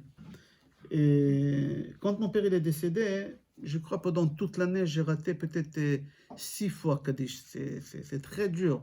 Tellement j'avais peur de rater Kaddish que ma femme elle me disait, quand tu dors, tu cites le Kaddish. Tellement j'avais peur et je disais Kaddish comme ça. Alors chaque fois quand j'ai voyagé, j'ai calculé à arriver à l'endroit où je suis qui a un minyan. Si je venais en Israël, je n'avais pas de problème. À Ashdod, on a le Shtiblach. Alors là-bas, c'est ouvert 24 sur 24. Alors quand je partais à Paris, toujours je savais qu'il y avait le Moshe, il y a Mincha jusqu'à tard, on était, je connaissais tous les horaires. Une fois, j'arrive à Ashdod, et c'était 2h du matin, mais moi j'étais tranquille. 2h du matin, il y a un Arvit au Shtiblach. Le problème c'est que j'arrive, les Shtiblach, ils ont en travaux. Ils ont fait des travaux, le migvé. Ils ont fait un migvé là-bas au Shtiblach. Et j'étais embêté, je ne peux pas rater Kaddish. Qu'est-ce que j'ai fait? J'ai appelé les taxis d'Ashdod. Je leur ai dit, j'ai besoin de 9 taxis. Et moi, j'ai besoin, je sais que c'est 35 shekels la course dans la ville. À l'époque, je ne sais pas, il y a 7 ans, aujourd'hui, c'est combien. Ils m'ont envoyé 9 taxis. 9 taxis, on était 10. Je leur ai dit, écoutez, moi, je ne peux pas, je vous paye la course. Mais on fait Arvit et vous partez chez vous. On a fait Arvit, ils n'ont pas voulu l'argent. C'est des bons juifs, Baruch Hashem Ashdod. Mais tout ça pour dire que je n'ai pas raté Kaddish. Il faut faire attention. Quand quelqu'un doit faire Kaddish, il ne faut pas rater. Pourquoi? Parce que chaque Kaddish, surtout à l'Israël, c'est ça qui fait monter la Neshama. Kaddish à l'Israël, il fait monter la Neshama de la personne. Alors on va faire Kaddish à l'Israël après Dvar Torah maintenant. Rabbi Hanania ben Akash Omer. Il y a des questions, pardon, il y a des questions. Pardon, oui. Dans des cours il y a pas longtemps là, que depuis que vous êtes en Israël, vous avez une bonne voix, tout le monde vous dit que vous avez Quelqu'un une bonne m'a voix, dit, etc. oui. Alors ici, il y a beaucoup de Donim Hadashim, certains des anciens, des nouveaux. Est-ce que vous pouvez insister sur le scout d'être en Israël, qu'on a nous d'être ici, pour ceux qui ont un peu plus de mal, etc. Et qui, voilà. Regardez, je vais vous expliquer quelque chose. Moi, je suis israélien. Je suis né en Israël. Et Baruch Hashem, j'ai fait mon service militaire comme tous les Israéliens. Moi, je suis policier aussi. Tu rigoles, j'ai le policier avec la barbe blanche. Regarde, avec ma barbe blanche, je suis policier. Je sais, mais ma femme, elle a perdu sa sœur en France. Elle a laissé 10 gosses. 10 gosses. Parce que les gens, ils me posent la question, je ne sais pas s'il y a des sous-entendus dans la question, pourquoi j'ai quitté Israël. Moi, je suis israélien, j'ai fait mon service militaire, je suis blessé de l'armée aussi, mais quand même, je suis dans la police. Jusqu'à aujourd'hui, je suis dans la police bénévole. Ma femme, elle a perdu sa sœur de la maladie, Chas Shalom, et elle a laissé 10 enfants en bas âge. 10 enfants en bas âge. Le mari, il n'a pas accepté, il est parti, il les a laissés. Alors, la DAS, ils les ont placés chez des familles goy. Alors la seule personne qui pouvait récupérer ses enfants, c'était ma femme, premier degré. Alors moi j'ai sacrifié, parce que moi je suis Dayan à Ashdod. Pour être Dayan en Israël, c'est pas facile. J'avais une maison, un logement de fonction. Je sais pas, tu étais chez moi, Stéphane, à la maison? 400 mètres carrés, piscine, l'ascenseur, je peux te montrer des vidéos. J'ai tout laissé. Non, ça, il n'y a plus.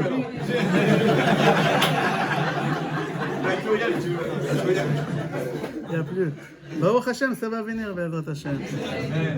J'ai tout sacrifié pour ma femme, pas pour les enfants, pour ma femme. J'ai tout laissé pour ma femme, partir là-bas, Be'ezrat Hashem. On attend l'accord de l'adoption, Be'ezrat Hashem, et on va retourner ici. Pourquoi? Comme on dit, on n'a pas un autre pays, on a un seul pays. Nous, les Juifs, c'est Israël. Je ne parle pas autant que sioniste, je parle autant que juif. Et autant qu'un juif, on n'a pas un autre endroit. C'est pas facile, Israël, c'est pas facile. C'est marqué dans Gemara Ktubot, les 3 dernières pages. Regardez Gemara Ktubot, les 3 dernières pages. Il parle de la difficulté des Olim Chadashim qui viennent habiter ici. C'est la Gemara, il y a 2000 ans déjà, elle parle de ça. Qu'ils ont beaucoup plus de mérites des personnes qui sont nées ici en Israël. Les Olim Chadashim, ils ont beaucoup plus de mérites. Pourquoi?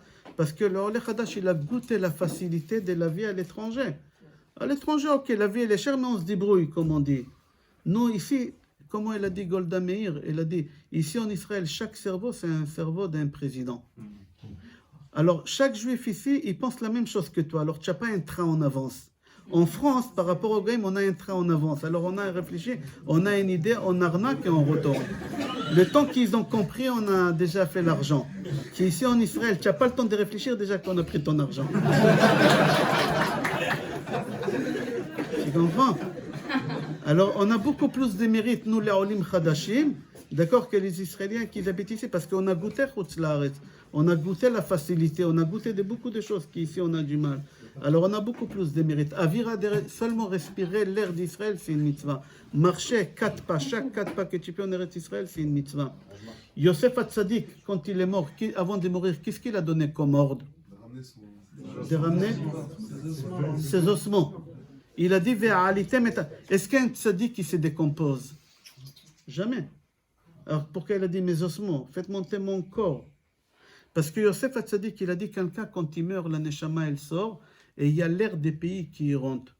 Yosef, il a dit, moi je vais mourir en Égypte. Quel air il va rentrer dans mon corps? L'air d'Égypte. Et moi, ils vont me ramener mon corps en Israël. Je vais salir la terre d'Israël avec l'air d'Égypte. Je ne veux pas. Il a dit, Hachem, je veux m'être décomposé, comme ça il n'y a pas d'air. C'est-à-dire, en français, aujourd'hui, ça se dit, quand tu marches dans la rue en Israël, tu n'as pas le droit de jeter un mégot. Ça sort de jeter un mégot en Israël par terre. Ça sort de jeter un papier en Israël par terre. C'est Eretz HaKodesh. C'est une terre sainte. C'est une Eretz HaKodesh. Alors, marcher ici en Eretz Israël avec toutes les épreuves, surtout de la Parnassa, c'est pas facile. C'est pas facile. Et c'est plus mérite pour des gens d'Olim Chadashim que des autres personnes. Rabbeinu Akadosh, il parle de ça. Tu connais son histoire. Il est venu en Israël, lui aussi. Moi, je connais c'est quoi la Torah. Hein? Maintenant, je sais c'est quoi la Torah. Oui, l'air. Mais déjà, il avait du mal à rentrer en Eretz Israël. On n'a pas voulu le laisser rentrer en Eretz Israël. Il fallait qu'il enlève la kippa. Il a marché comme un goy dans la rue. Il a enlevé la kippa pendant 3 jours. Il a fait le fou. On l'a pris pour un fou pendant 3 jours pour pouvoir rentrer en Eretz Israël ici. Mais il a dit, j'ai pas eu le mérite. J'ai pas eu le mérite d'habiter ici. C'est un mérite d'habiter ici. רבי חנניה בן עקש אומר, רצה הקדוש ברוך הוא לזכות את ישראל, לפיכך הרבה להם תורה מצוות שנאמר, אדוני חפץ למען צדקו יגדיל תורה ויאדיר